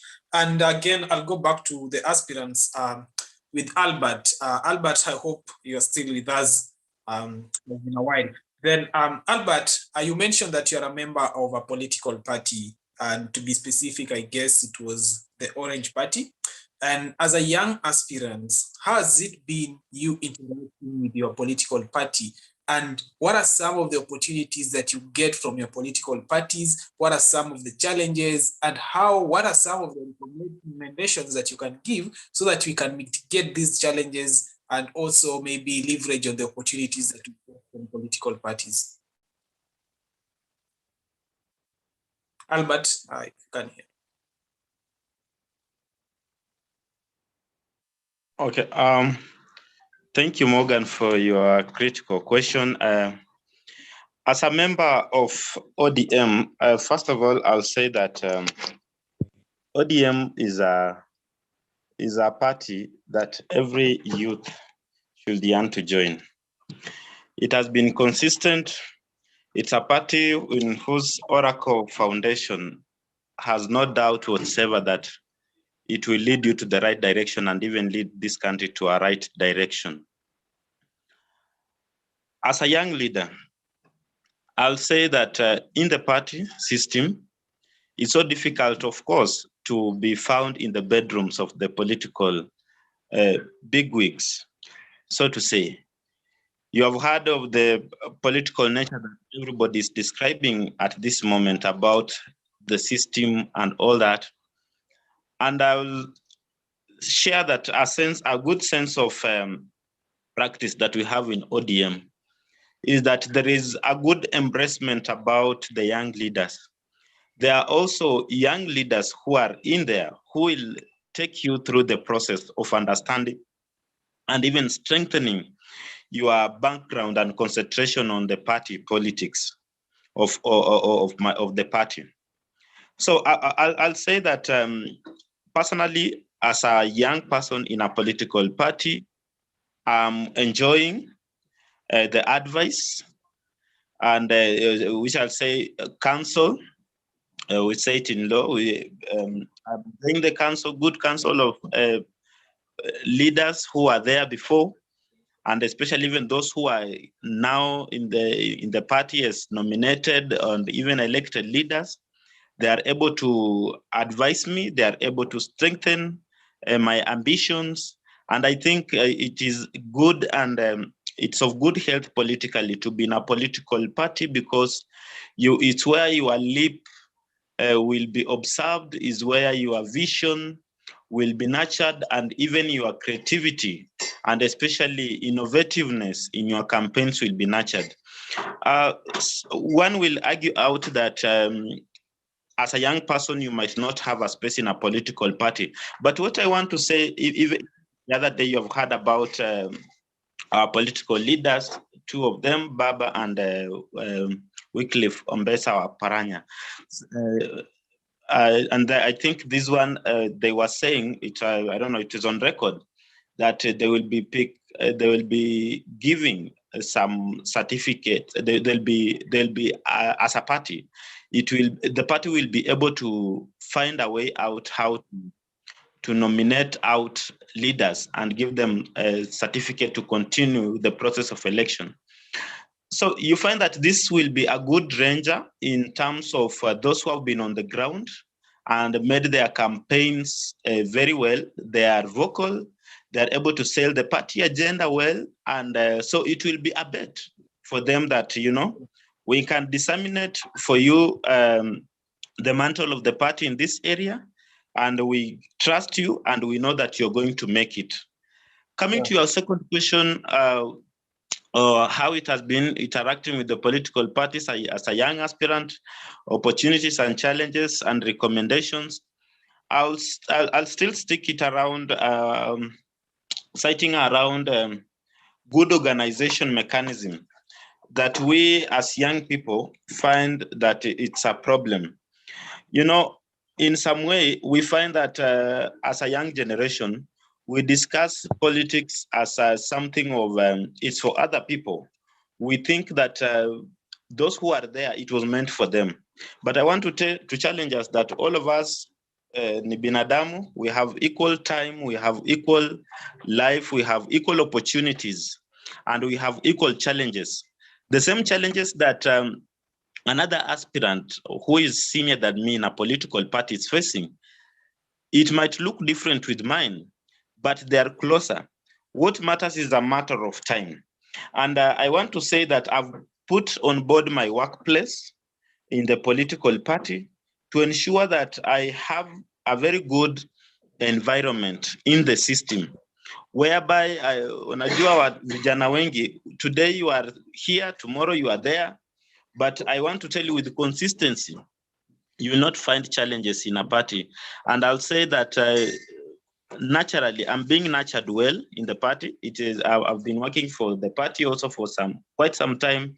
And I believe that with the brief time that we have up to the general election, I'll be able to get the party certificate and even become the young people's voice in the city hall. Having it in mind that even when you look at the IEBC, it's asking that MC aspirants should at least have credentials that are in our constitution, such as IEBC, such as a certificate for degree. These are things that were passed in the parliament. But you find that there is low visibility in terms of how the government is trying to push this.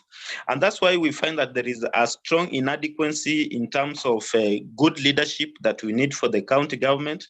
People have no agendas. The leaders that we have, they have no agendas. They just think that politics is a deal-to-deal game. Some people will sit down, mobilize resources, go for a certain ward, win an election, and then they will be returning back their monies through watch games to the friends who helped facilitate them. Thank you so much. Thank you so much, Albert. And Daniel, you also mentioned you are a member of a political party, the Amani Party, if I'm not wrong. And I'll ask you the same questions. How has it been interacting with your political parties? How has it been supporting young people? What are some of the opportunities, challenges, and recommendations that you can give? Well, I think yes, the opportunities. Let me begin to affirm that I am a member of the Amani National Congress. I am a member and an active member of One Kenya Alliance to that. So I think that I affirm and confirm here. So there, of course, there are the opportunities interacting with my party. Listen, Morgan, one of the things we really need to say and tell the young people is that by you coming to a political party, nobody is expected that you're going to be done a favor because you're a young person. I think it is important, like Ruth mentioned, that you craft your way within the political party, that you make sure that you have influence. And even as I speak, I think one of the things that I am rivaling over in this political party is to make sure that the party leader knows me and what I am doing, because it cannot be wished away that you are only known by the branch party. So the opportunities for me that I've deliberately decided to engage. So I have decided to interact as an aspirant to make sure that when there is the branch political party activities, I get engaged. Also to make sure that if, for example, the presidential candidate is visiting Kibera, then I am fully engaged. I am in the process of making sure that I am visible. So platforms, and the party has actually, because also what I bring to the platform is my own engagement and analytical skills. So my appearances in media analysis, in TV, I have decided that the party must invest on me to market myself, but also market the party in my appearance. So of course, what I can say that there is platform for engagement. But again, like you've mentioned, the challenges that we have as young aspirants. Have you heard that when you introduce that you're vying in certain areas, you'll be asked by which party? So when you said, oh, now you are in Kibra, but you're coming with ANC, you know, I mean, one of the things that we really have to tell our colleagues that probably aspirants that are vying here, that you see the moment you mention the party that is not particular, the moment you realize that somebody is struggling even to spell the initials of your party, I think it's something that you really have to really figure out how that is. So the challenges is on how to measure, get relevant with the national politics, but also the local politics, because that is a problem that you really have to find your way out to be. And then Morgan, lastly, how do we youngers, because I've had the question of money and resources, but how do we weave our way and equalize financial resources by investing on the value that we bring on board? For example, I believe that normally people who spend a lot of monies in the campaign are buying their way to compensate for things that they didn't do before for that community. So I think me having as worked for a decade almost in Kibra, the only fee that I require probably is nomination fee. I require the IEBC and the rest, for example, for my agents and all these other movements here and about. So I think as we proceed, one thing that we really need to recommend is that I believe, and I'm a believer, that of course some people don't buy into manifesto, but then what is the alternative of substantiating, of replacing the urge of money to political parties? I think that is a line that we really need to draw as we proceed. I submit. Thank you. Thank you so much, Daniel. And to our audience, I can see some of you have been sending your questions. Please remember to keep on sending your questions. You can do them on the chat box down there. You can also do comment on the Facebook and YouTube Live that wherever you're following. And remember also to use the hashtag InvolvedYouthKE and Vijana Tugutuke. And on the same breath and the same question, I'll ask Jen if she's a member of a political party she didn't mention, and what are some of the opportunities, challenges, and how has it been interacting with the political party that you are a member in? So Jen, if you can hear me.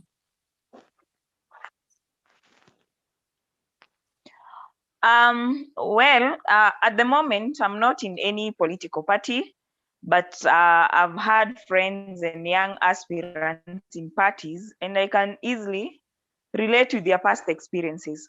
But of course, very soon I'll be in a political party, because you find that we are only in political parties for us to win your seat. You might sometimes not be in a political party because you follow their ideology or you agree with whatever they say or their objectives, but you are there for your personal interest to win your seat. So very soon I'll be in a political party, and of course I still have enough time to make a good decision, because as you know, in Mount Kenya at the moment we are confused. We don't have any political party to follow, but we still have time, maybe until next year, maybe April, by Feb, I'll know which political party to follow. Sure. And I think the opportunities are there to be in a political party, being identified and branded to belong to that party, and having of having a whole political aspirant push forward and do more in your aspirations. So I would recommend, it's good to be in a political party. And also there are a few challenges. For example, you might be in a political party that is not popular in your area. Like imagine me vying in Makuyu, that is in Murang'a County, vying for that seat with maybe a party like Wiper, which is not popular in Murang'a. So you'll find that most voters identify themselves with the political party. And you'll find that choosing a political party, sometimes people may not elect you because you are Jen, but they'll elect you because you belong to Jubilee or because you belong to UDA. So I would recommend that to the young aspirants who are vying, take your time, analyze the advantages and the disadvantages of being in that political party. And also listen to your people, what they want and which party they want, because they'll definitely vote for the political party. Thank you. Sure, I think we have a lot to do because people vote for political parties, they don't vote for ideologies and all that. And the same question to Ruth. Ruth, if you're here, I'll ask you the same question again. Are you a member of a political party? I used to know you as a member of another political party. I don't know if you have changed. And also, as a young aspirant, how has it been interacting with your political parties? What are some of the opportunities and challenges that are there in political parties? So, Ruth?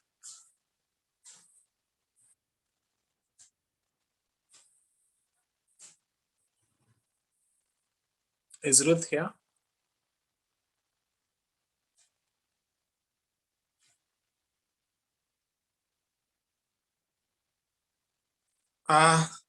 Seems Ruth is not here. And I will go to the Center for Multi-Party Democracy. Mwita, you have listened to the aspirants. Three of them are members of political parties. One is not a member of political party. And you have seen all the political parties. Some of them have the youth leagues. They have, but the youth leagues, some of them are not functional. Some of them are not active. Some of them are underfunded. Some of them have just unclear funding mandates. And generally, if you look at the young people, even the ones, the aspirants who are here, they are not well represented, even in the hierarchy of leadership in these political parties. And even those, we have seen some of the restructuring going on, even those who are represented and they're in leadership, we have seen their voices are still not heard, maybe because they do not constitute a cohesive group that could maybe command a greater influence, or maybe just to demand action from their political, maybe the people on the political parties. They call them the patriarchies and the matriarchies of the political parties. And even all that, if they're still there, of course, I mentioned that they're there, they rarely have that contact with the party leadership. And as one of the, I think it was Daniel who mentioned that you have to make sure that the party leader knows you by name, they know you by the activity that you're doing. But some still, they don't get that opportunity, and all if they get is just in a small percentage. So how can you address these to have an active and inclusive youth league in various political parties that we have? Mwita, I think you got my question. Yeah. Yeah, Morgan, the fact that political parties have actually youth leagues, most of them do have, is an indication that they're willing to create platforms where young people can be able to use, engage, and also be able to be politically socialized into the party culture and the like. But I agree with you that if you look at most of the political parties' youth leagues, they're generally weak. As much as the intention is good, their capacity to articulate the young people's aspirations in the parties and also to socialize them politically is still weak, partly because of the lack of resources, because young people need to organize themselves and organize their political activities. As the registrar of political parties said earlier, out of the 83 political parties that are registered, only 2 receive the political parties fund. So where do the 81 parties get funding from, as much as they have the youth league? So the lack of resources really put the young people down in terms of what they can be able to do and how much they can influence and organize themselves to inform the party programs and policies. But also we have to ask ourselves fundamental questions, and we need to be very genuine as young people. That what are the expectations of young people when they are in these youth leagues? Are they there to espouse the young people's agenda or their individual agenda? Because that also creates a lot of rift between and among the young people in political parties. Because most young people, you will find them in political party youth leagues, their interest is actually to secure some kind of a space, which is okay. But where do they live? How do they communicate and inspire the majority of young people who are part and parcel of that political party? So we need to question the young people. We need to be genuine. They need to be to speak to their colleagues in the party hierarchies down to the bottom, and also those organizers who may not actually be members of the party, but supporters of the party. But also another thing that we need to ask young people, if they need to consolidate the youth leagues in political parties, then they need to consolidate and unify their voices. What is their message in the party? The youth league in ODM, the youth league in Jubilee, the youth league in, not in Jubilee, Jubilee does not have a youth league, the youth league in ANC, a WIPA and the like. What exactly do they speak to? What is their agenda? Does it resonate to the party manifesto or lack of it? And also, there is a concern that young people do not have, that Daniel talked about the contact with the leadership of the party. It is true, partly because of the divisions, the lack of unified voice among young people on what they're speaking to and what they're presenting to the leadership of the party, so that the leadership can see that this is what is coming from the youth league, from the young people in this party, and therefore it can be taken seriously. That kind of disintegration in terms of message and common aspiration among young people really weakens the youth leagues in political parties. And finally, I want to say this. As much as young people have rights in political parties, they have the right to be heard. They have the right to be represented. They have the right to make decisions and inform anything that the party is making. They also need to remember that they have duties. They have the duty to build the party. They have the duty to popularize the parties, to mobilize resources for the parties. They have the duty to market the party. They have the duty to respect the real leadership of the party, so that collectively, then they can be seen that they're adding value to the party at the expense of being seen that they are actually there for the tokens that the parties may at some point be able to extend. So interaction between the young people and the party is a two-way process. As much as we demand the rights as young people, we also must agree that we have the duties to give to the parties for the purposes of strengthening our own political parties. Thank you. Thank you. Mwita, before I rope in, I've just seen Ruth is back. Ruth, will just ask you the next question. Is you say that the young people have that duty to build the parties and their parties, and why do you think most of the young people, they want to join maybe the political party late on the stage, as maybe they're almost next to elections? And how can we strengthen these so that young people to just be aware of that they need to be members of political parties and to have that active participation in youth leagues of their parties, and just even the active leadership in their political party? How can we do this, and how can we help in going through this? We need to really encourage young people to join political parties earlier in time and be part of that those political parties. It is not. It may not be healthy for them to join political parties late in time, especially when they're going for elections.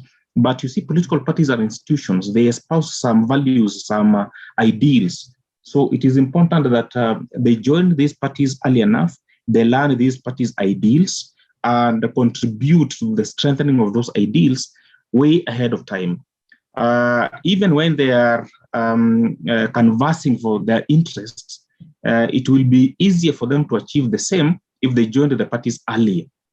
But also, we need to really see exactly why are young people not joining political parties. And I challenge the parties that we work with also, that they need to change tact and source for the young people, encourage them, give them the message of hope, and sell their ideals that the young people can be able to join and buy into those ideals and join the parties early on time and contribute to the strengthening of those political parties. So we don't need to be reactive when we are joining parties, but also be able to be progressive, proactive, and join the parties early on time and contribute to the growth of the parties.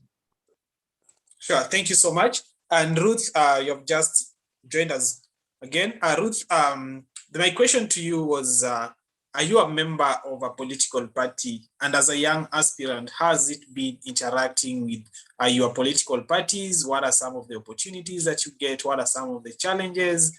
And what can we do to encourage more young people to join political parties and find value in joining political parties?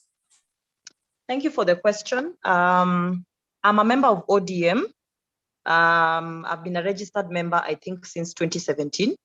And in terms of some of the struggles that young people face in such big political parties as big as ODM, is that you find that there are people who are already established within the party. They've been there for so long.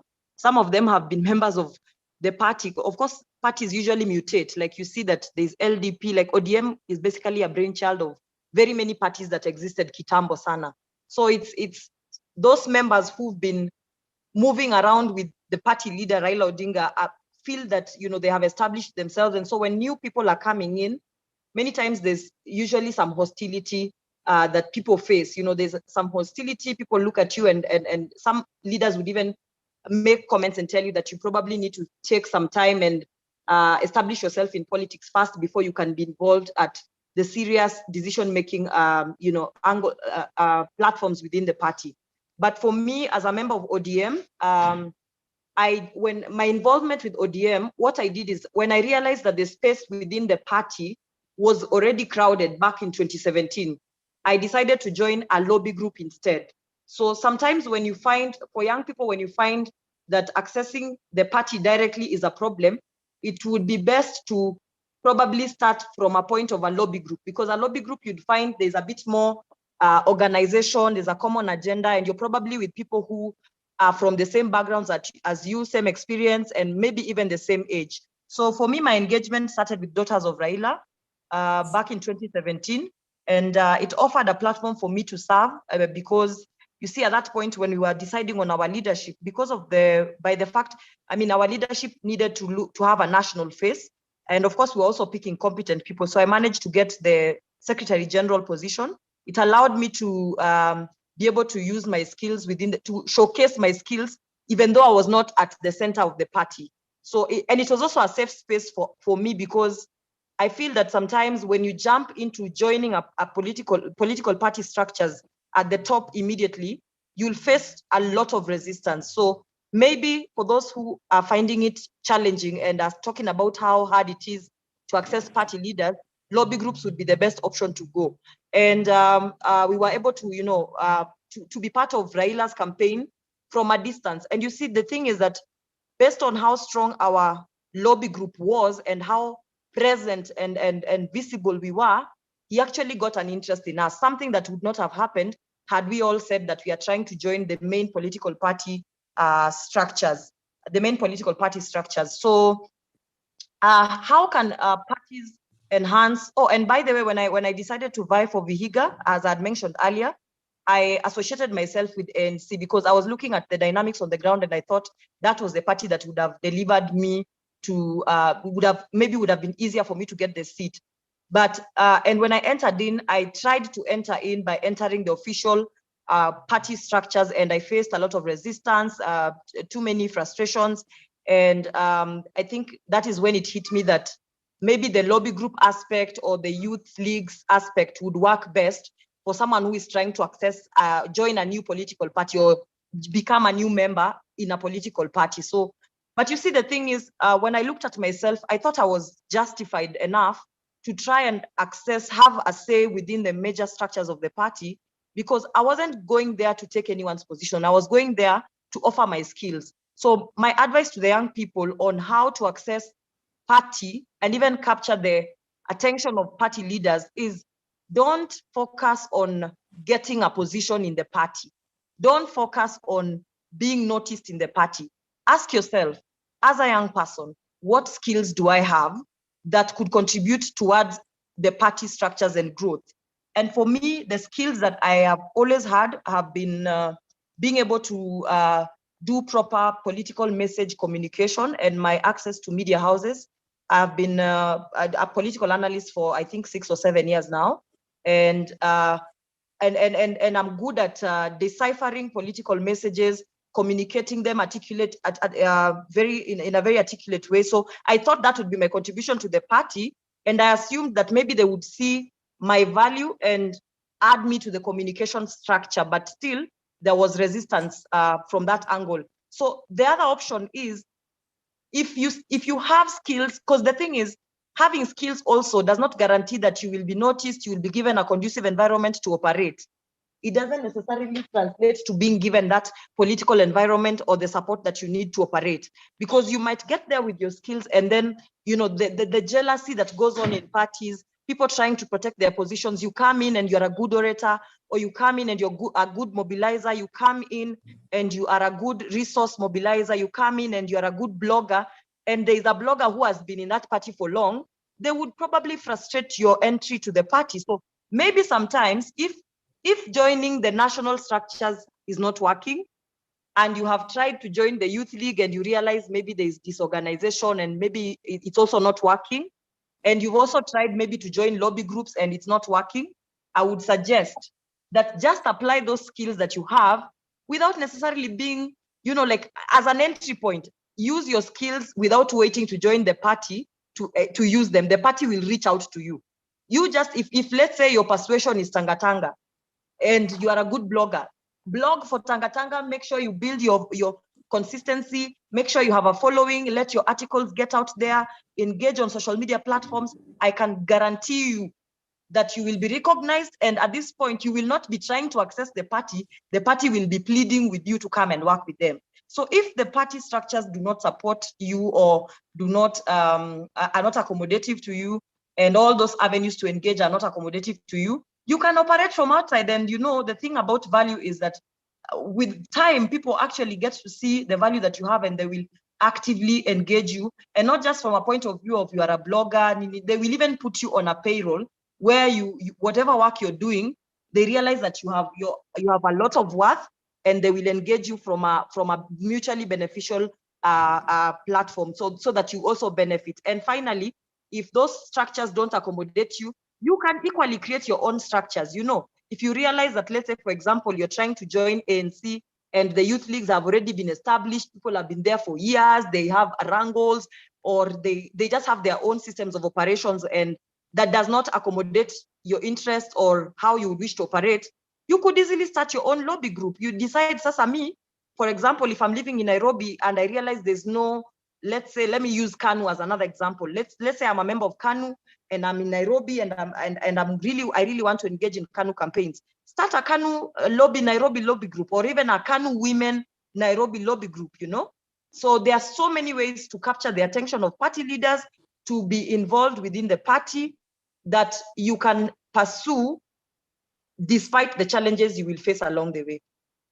Sure, thank you so much, Ruth. And before I open the floor to my audience, Ruth, I just have one follow-up question. You have talked about joining lobby groups. One, are the lobby groups working, or are they just tools that aspirants and presidential candidates are using the lobby groups for them to get to get to power? Then after that, they don't engage the lobby groups, because even the daughters of Raila that you're talking about died immediately after the election, is when I'm seeing it being resurrected again. Again, the other thing is, joining as an aspirant, how will blogging for a political party help you just to capture the attention? Will you get an opportunity just because you're a blogger for you to get opportunity to be given a certificate of maybe a political, maybe a constituency, or where you want to vie? How will that add value to you engaging into political parties and being elected? Yeah.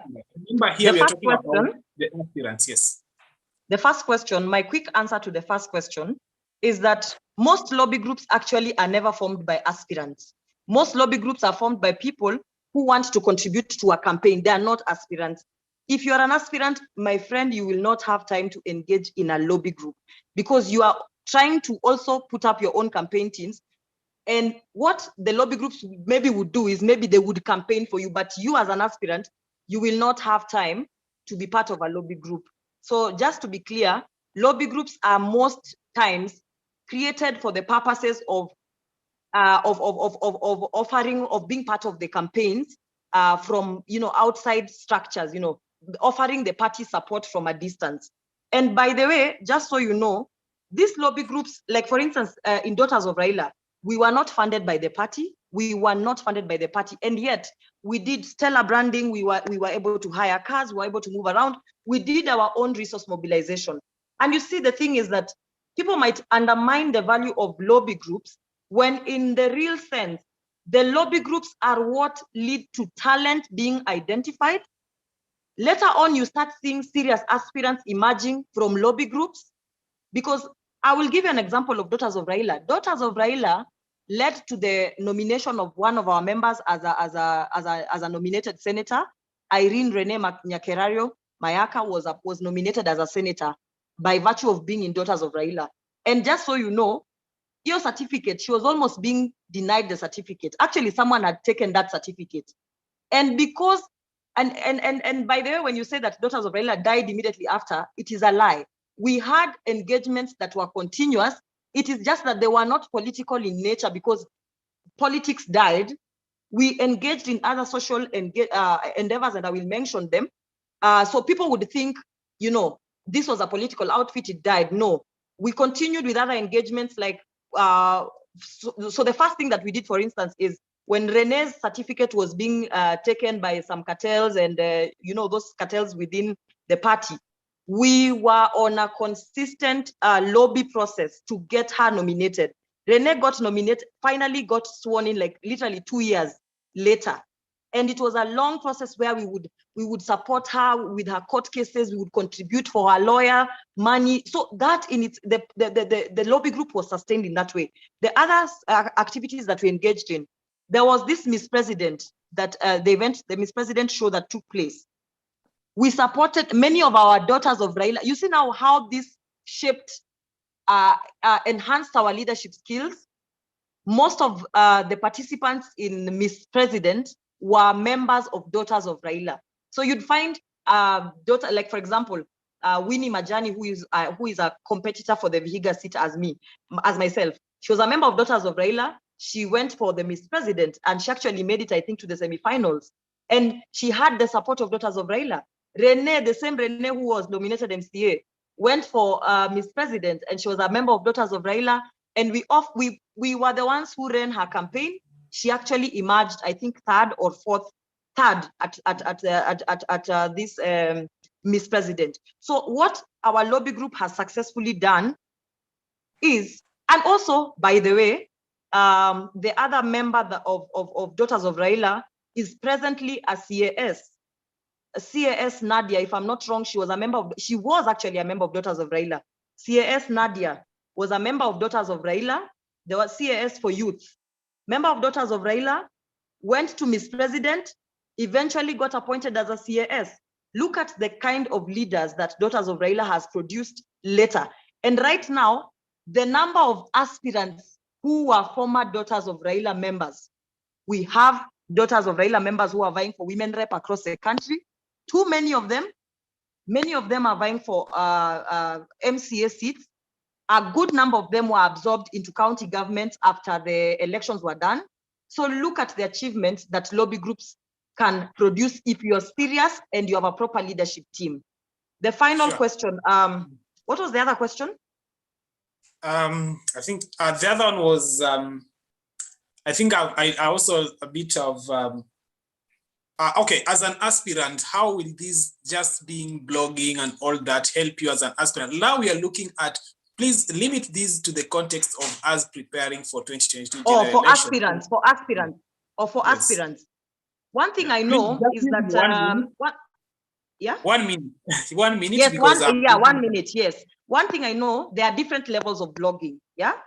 There are different levels of blogging. So you could find that maybe, because for me, I mean, I started as a blogger, but I didn't really call myself a blogger. I was just someone who was excited about the Raila campaigns, and I would put out posts. So people thought I was a blogger, but there are different levels. So the level that I would say, for example, I would blog at is probably not the same level as someone who is maybe in a ward somewhere trying to blog. But eventually, what will happen is that, for me, let's say as an aspirant, I'm pushing Raila Odinga's agenda, and my level of blogging is different. I'm not a blogger, but I am still a blogger in the real sense of the word, because I go on media, that's still a way of blogging. I write posts, that's still a way of blogging. And who knows, what if it earns me a nomination or an appointment somewhere? So there are different levels of blogging, and I would encourage the bloggers that keep growing, keep your network, keep increasing your network. You will become a bigger blogger, and it will open opportunities for you. Sure. Thank you so much, Ruth. And allow me now at this moment, in the next 10 minutes, to take questions from the audience. Please, if you have your question, you can raise up your hand. Then Winnie, please, you'll help me to unmute those asking the questions. Please limit your question to 30 seconds or less. And meanwhile, as I wait for people asking questions, I can read out the comments on the chat box. There's only one question from Collins. Collins says, in Kenya currently, we see a lot of political parties cropping up at tribal level. How do youth in Mandera, in Nairobi, weave his way through these? So I think he's asking about the cropping up of political parties that are tribal, and that one Mwita will answer me later on. And at this moment, allow me to give Papa Ragot Raphael to ask his question. Please, Winnie, if you can help me to unmute him. Papa Raphael, okay, I think I can do the unmute. Thank you, Morgan. Thank you. Okay, so my question is rather an interesting one. It has something to do with the certificate of good conduct in Kenya for aspirants. Yeah. So if you look at the critical definitions of a certificate of good conduct, then it means that a particular Kenyan holder of this certificate has been searched in the criminal records of Kenya and has been found to have no criminal records, right? Yes. Now, if you look at the Constitution of Kenya, Article 66, what does it say on presumption of innocence? So Article 66 on presumption of innocence says everyone shall be presumed innocent until proven guilty before the court in accordance with the applicable laws. Now, what is interesting is, as one of the requirements that aspirants are asked to give, they insist that you must have a certificate of good conduct. Don't you think this law, these aspirants that are here already, don't you think this law is in conflict with the good terms and the writings of the Constitution? Because what then it says is, if IEBC insists that you must have a certificate of good conduct to be able to vie, then the assumption is you are a criminal until DCI says that you're clean. I get you, Raphael. So, okay, I'll direct that question to Mwita because I know he's not an aspirant here now, and you can give us an objective answer for that. Thank you, Raphael. Allow me to take the next question from Damaris Juma. Okay, thank you. Damaris Juma. Yes, please ask your question. I'm an aspirant to Bungoma County Women MP.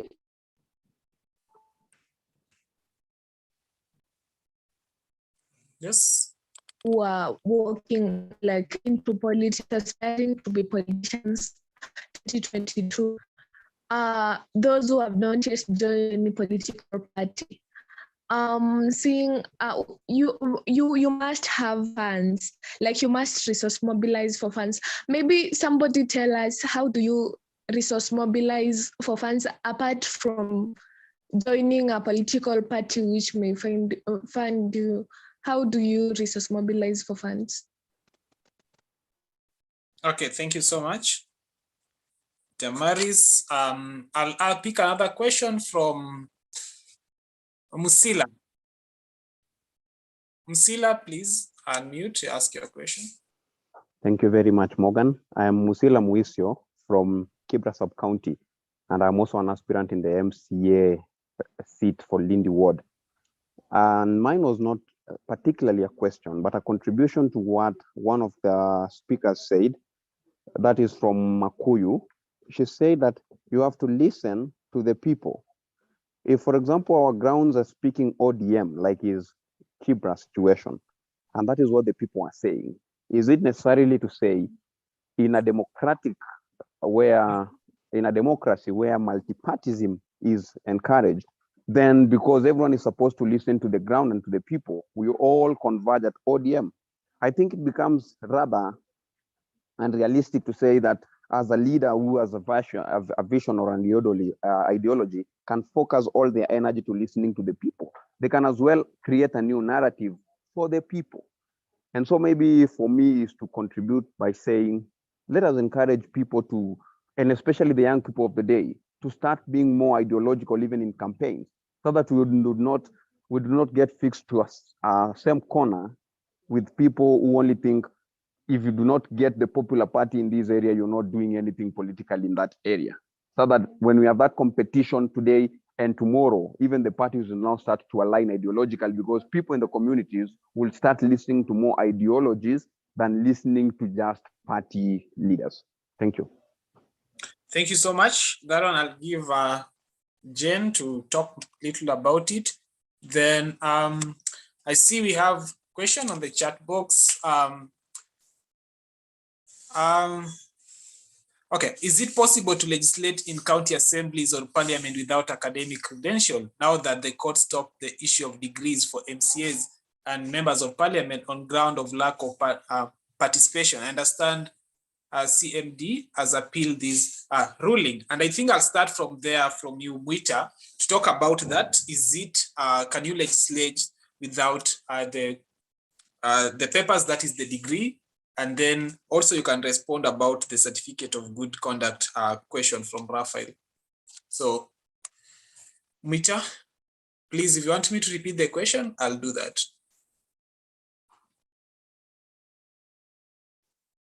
Mwita from CMD.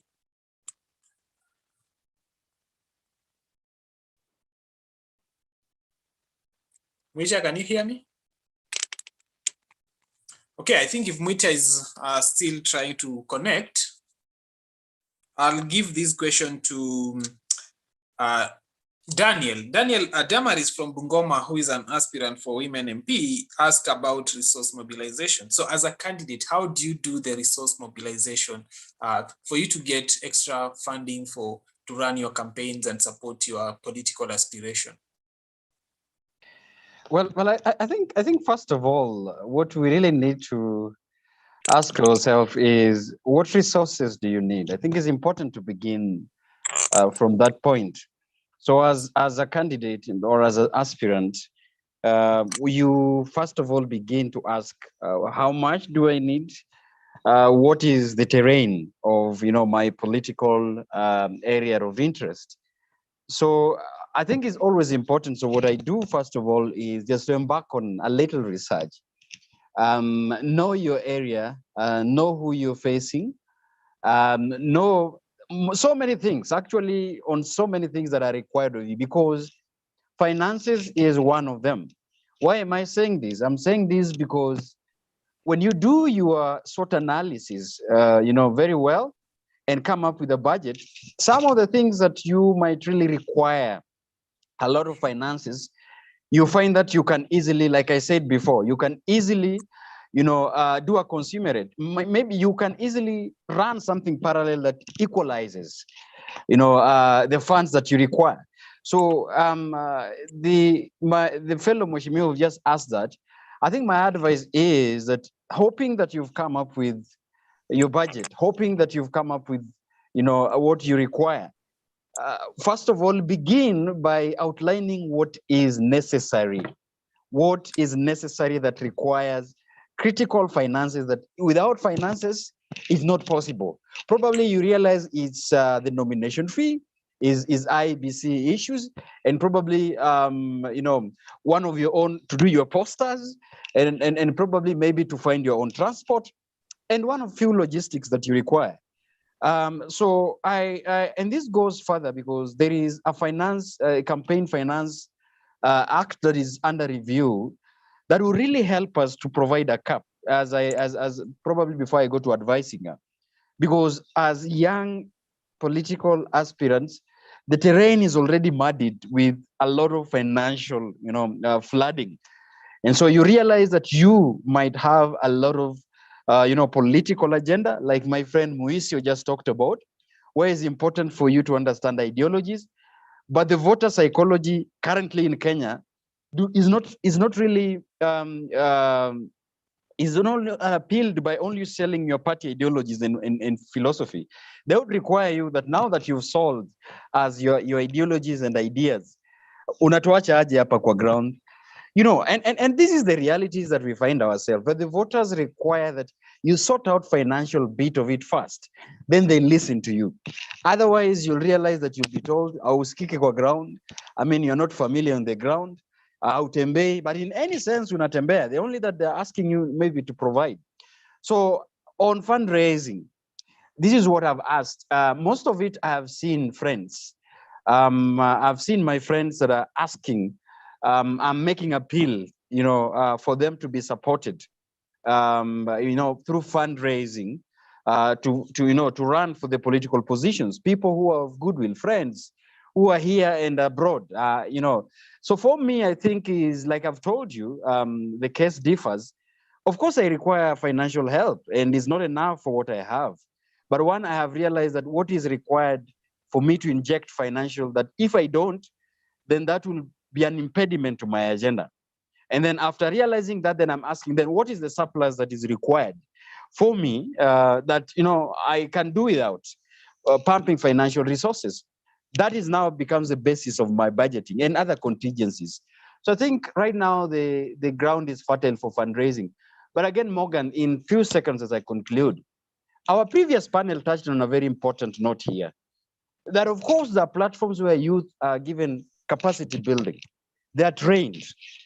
But our supporters are not open to providing financial support for candidates, because they'll be deemed to be engaged in processes that are now political, because they are political. I guess even because the whole agenda of this conference is preparedness. I think I would like to appeal to fund partners that even if you don't inject financial resources to people, but it's important to facilitate their ground activities. For example, voter registration, campaign drives, sensitization. These are things that can equate, the financial resources as required.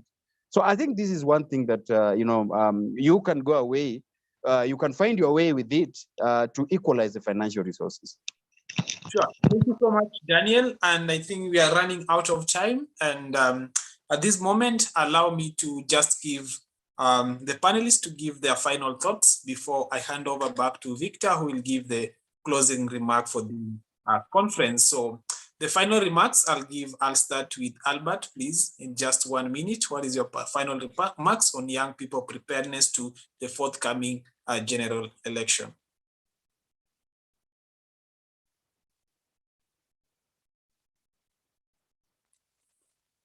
Albert, if you can hear me.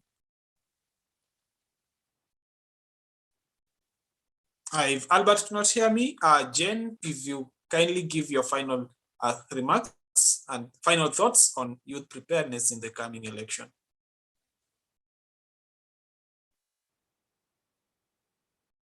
Jen, are you here?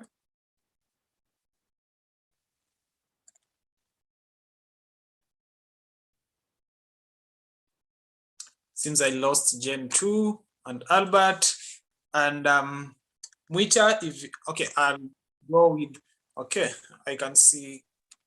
I'm here. Can I make mine, then I leave? Yes, Ruth, please.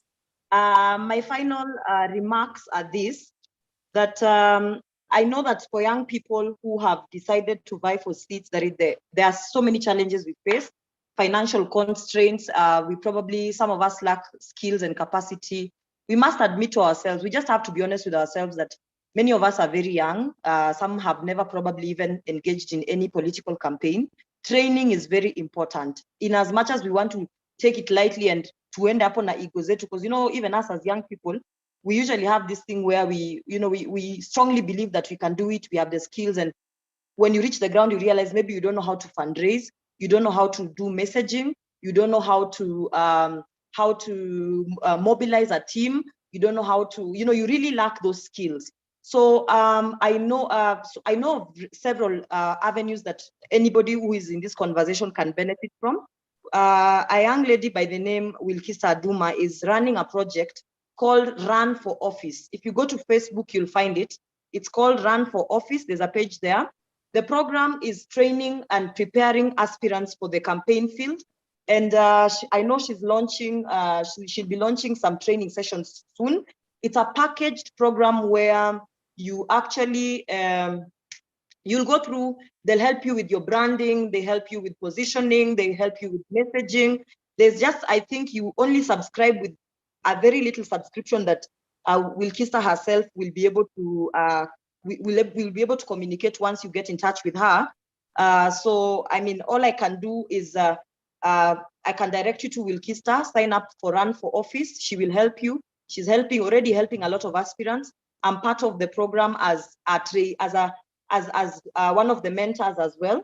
And on our end, at Mama Ida Odinga's Trust, we are launching a campaign. Very soon, we will be launching a program for training and mentorship of women aspirants. Once that is done, I will communicate on my social media platforms. So maybe you can just be in the loop, just keep watching the space. We should be able to do this by December. So we'll be offering trainings for women aspirants. And basically, yeah, those are the supporting platforms that you can find. And maybe those platforms with time can be able to access funding to facilitate engagements as young aspirants. So as I finish, I'll probably provide, I'll provide Wilkista's email on the chat, and then anyone who wants to reach out to me regarding our upcoming program can also reach out to me on my email. So I'll send 2 emails when I'm done. Thank you so much for giving us this chance to engage. Sure, thank you so much, Ruth. Albert, if you are here, please give your final remark.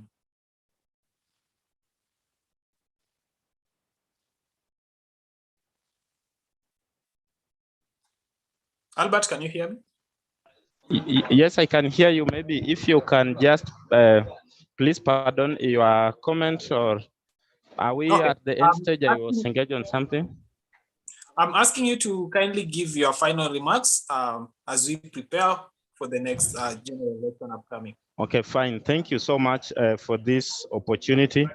I want to ask all youth who are here, who have secured their time to come to this critical discussion of 2022 preparedness of youth in a national dialogue and platform as this one. That as a youth of this country, as just as one of my best professors, Professor Julia Ojiambo, was the first member of female member of second member of first female member of National Assembly from Western region, is that it doesn't matter the age and the time you choose to come out to go for these positions in the government. It is time you have to shun off from being used politically as by other politicians whom you think they have enough resources. But ask yourself, can you as people look for resources thereafter after you have supported your fellow youth? And I'm saying that it's time we should wake up. It's a wake-up call for all of us to ensure that we have a Kabila la Vijana, which we are also working on it. We are working on a Kabila la Vijana forum where it is a tribeless Vijana group where we will be supporting each other, especially in the journey of 2022. Thank you so much. It has been interesting to be in this discussion, and the many knowledge and wisdom that I've had out of many panelists that Youth Agenda in collaboration with the other partners that created for us youth, and especially the aspirants. It's just cannot be rewarded in any better way but to say a thank you. Thank you so much, Albert. Daniel, if you are here, please give your final remarks. Yeah, of course, I'm here. I think first of all is to begin to appreciate that there are a number of young people who've decided to go for positions, and that some of them are committed towards having a generational change on the type of leadership that we want in this country. So I think that is a fact. As to our election preparedness, I think even as we begin, and other stakeholders are talking about how people are and how stakeholders are preparing for election, I think one of the most important elements of preparation is how then would we prepare the potential youth aspirants who've shown their bid to run to the ballot. So once again, it is important to consider, and the way forward is just to appeal to the political parties and the participation of political parties or youth leaders do not end in formation of youth leagues. I think it's important that the political parties manage to have young people in the mainstream decision-making organs of the party. And lastly, like I've said, ANC is now working on an idea of revival of party activities and engagement of young people and political aspirants. And as we speak, I think we have decided that the party leader must listen to young people who are aspiring. And as a party, as a youth league, and as aspirants alliance within ANC, we are appealing to, if you are vying and you still have doubts about the party, I think it's important for us to include you in the agenda. So you can get in touch with me or anybody so that we include you as part of the aspirants who really want to meet the party organs to discuss critically how the party would be very helpful. Once again, thank you for the invitation. Youth Agenda Kenya and the rest of partners who've helped us to come out and spell our agenda. Such sessions are very limited to find, and if you find space to and latitude to give our agenda, it's a privilege, and I think it's important. Go and register as voters. Young people who are listening to me from different political platforms, we are struggling to change a generation. So it's important for us to go and register because that is where it begins. You know, you can't vote me, or we can't vote any one of us if we haven't registered as voters, and 3 days to the deadline. So go make a decision, because your vote is your voice and is your future. Thank you so much for this session. Thank you so much, Daniel. Mwita, please give your final remarks. Thank you so much, Morgan, and I want to thank Youth Agenda and any other person who took part in this discussion for this very important conversation about the future of our young people in Kenya as far as elections are concerned. I want to appeal to the young people that they should really organize themselves politically within political parties. Let them find a political party that suits them and join that particular party. And number two, it is important that we support the young people to unify their voices. They are politically very active. They like politics. We are a political country, a political society. How can we organize the young people behind a unified rallying call in form of the political message, so that it makes it easier for them to mobilize politically as far as they are looking for votes as aspirants. So we need to really, as organizations, as a people, as a society, to guide our young people on how they can organize themselves politically, how to mobilize themselves together and support each other, so that come 2022 elections, we can have as many young people as possible occupying positions of political leadership. It will be a serious democratic dividend if we have as many young people as possible in parliament, in the county assemblies, and also in other spheres of life. Because if young people really were unified in their voices, then I think we will have a political revolution, because we have the numbers. Currently, we are struggling to raise even 1 million voters when we are expecting young people, 4.5 million young people to register as voters, new voters. And this really talks about what exactly is ailing our young people's perceptions towards their political participation in this country. So we need to do a lot. We still have 10 months to the elections. I think we can do a lot to support our young people. I thank you so much. Thank you so much to my panelists, Ruth Ambogo, Daniel Orogo, Jen Jau, Albert Maloba, and Reg Mwita. I think for me, it has also been a learning session for me, and I thank you so much. And to the Youth Agenda, thank you so much for giving me this opportunity to moderate this particular session. And to our audience, thank you so much. And to anyone who is vying, who is running for office and all that, as Ruth mentioned, I'll not repeat.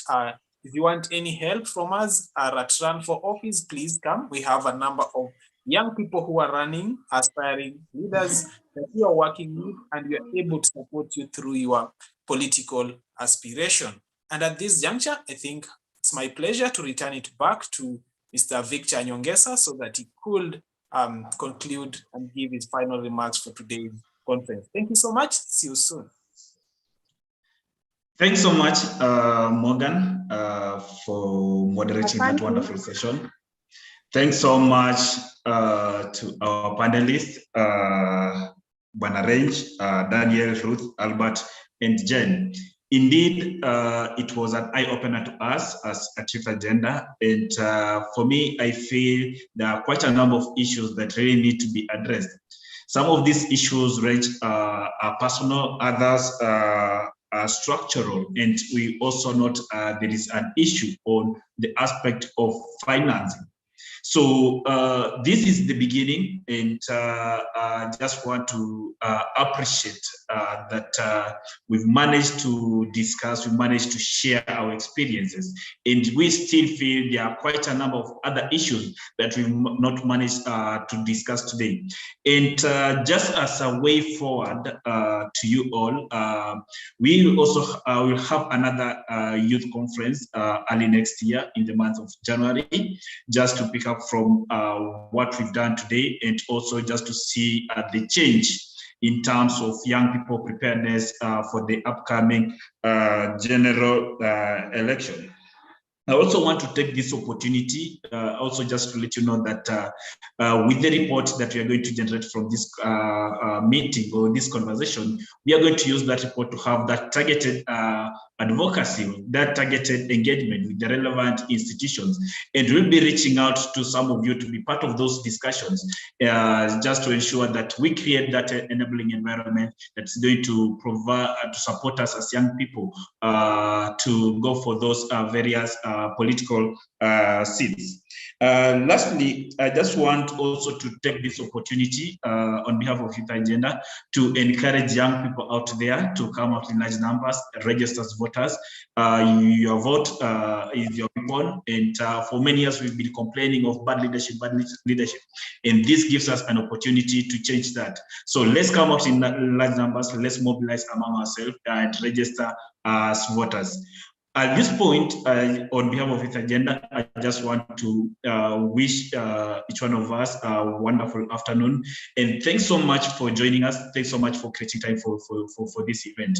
To our partners who facilitated this event, that's ORPP, IFES, Siasa Place, Center for Multi-Party Democracy, ELOG, National Youth Council, County Governance Watch, and Uraia. We say thank you, and we look forward to such conversation in the near future. Thanks so much, and I'll have a wonderful afternoon.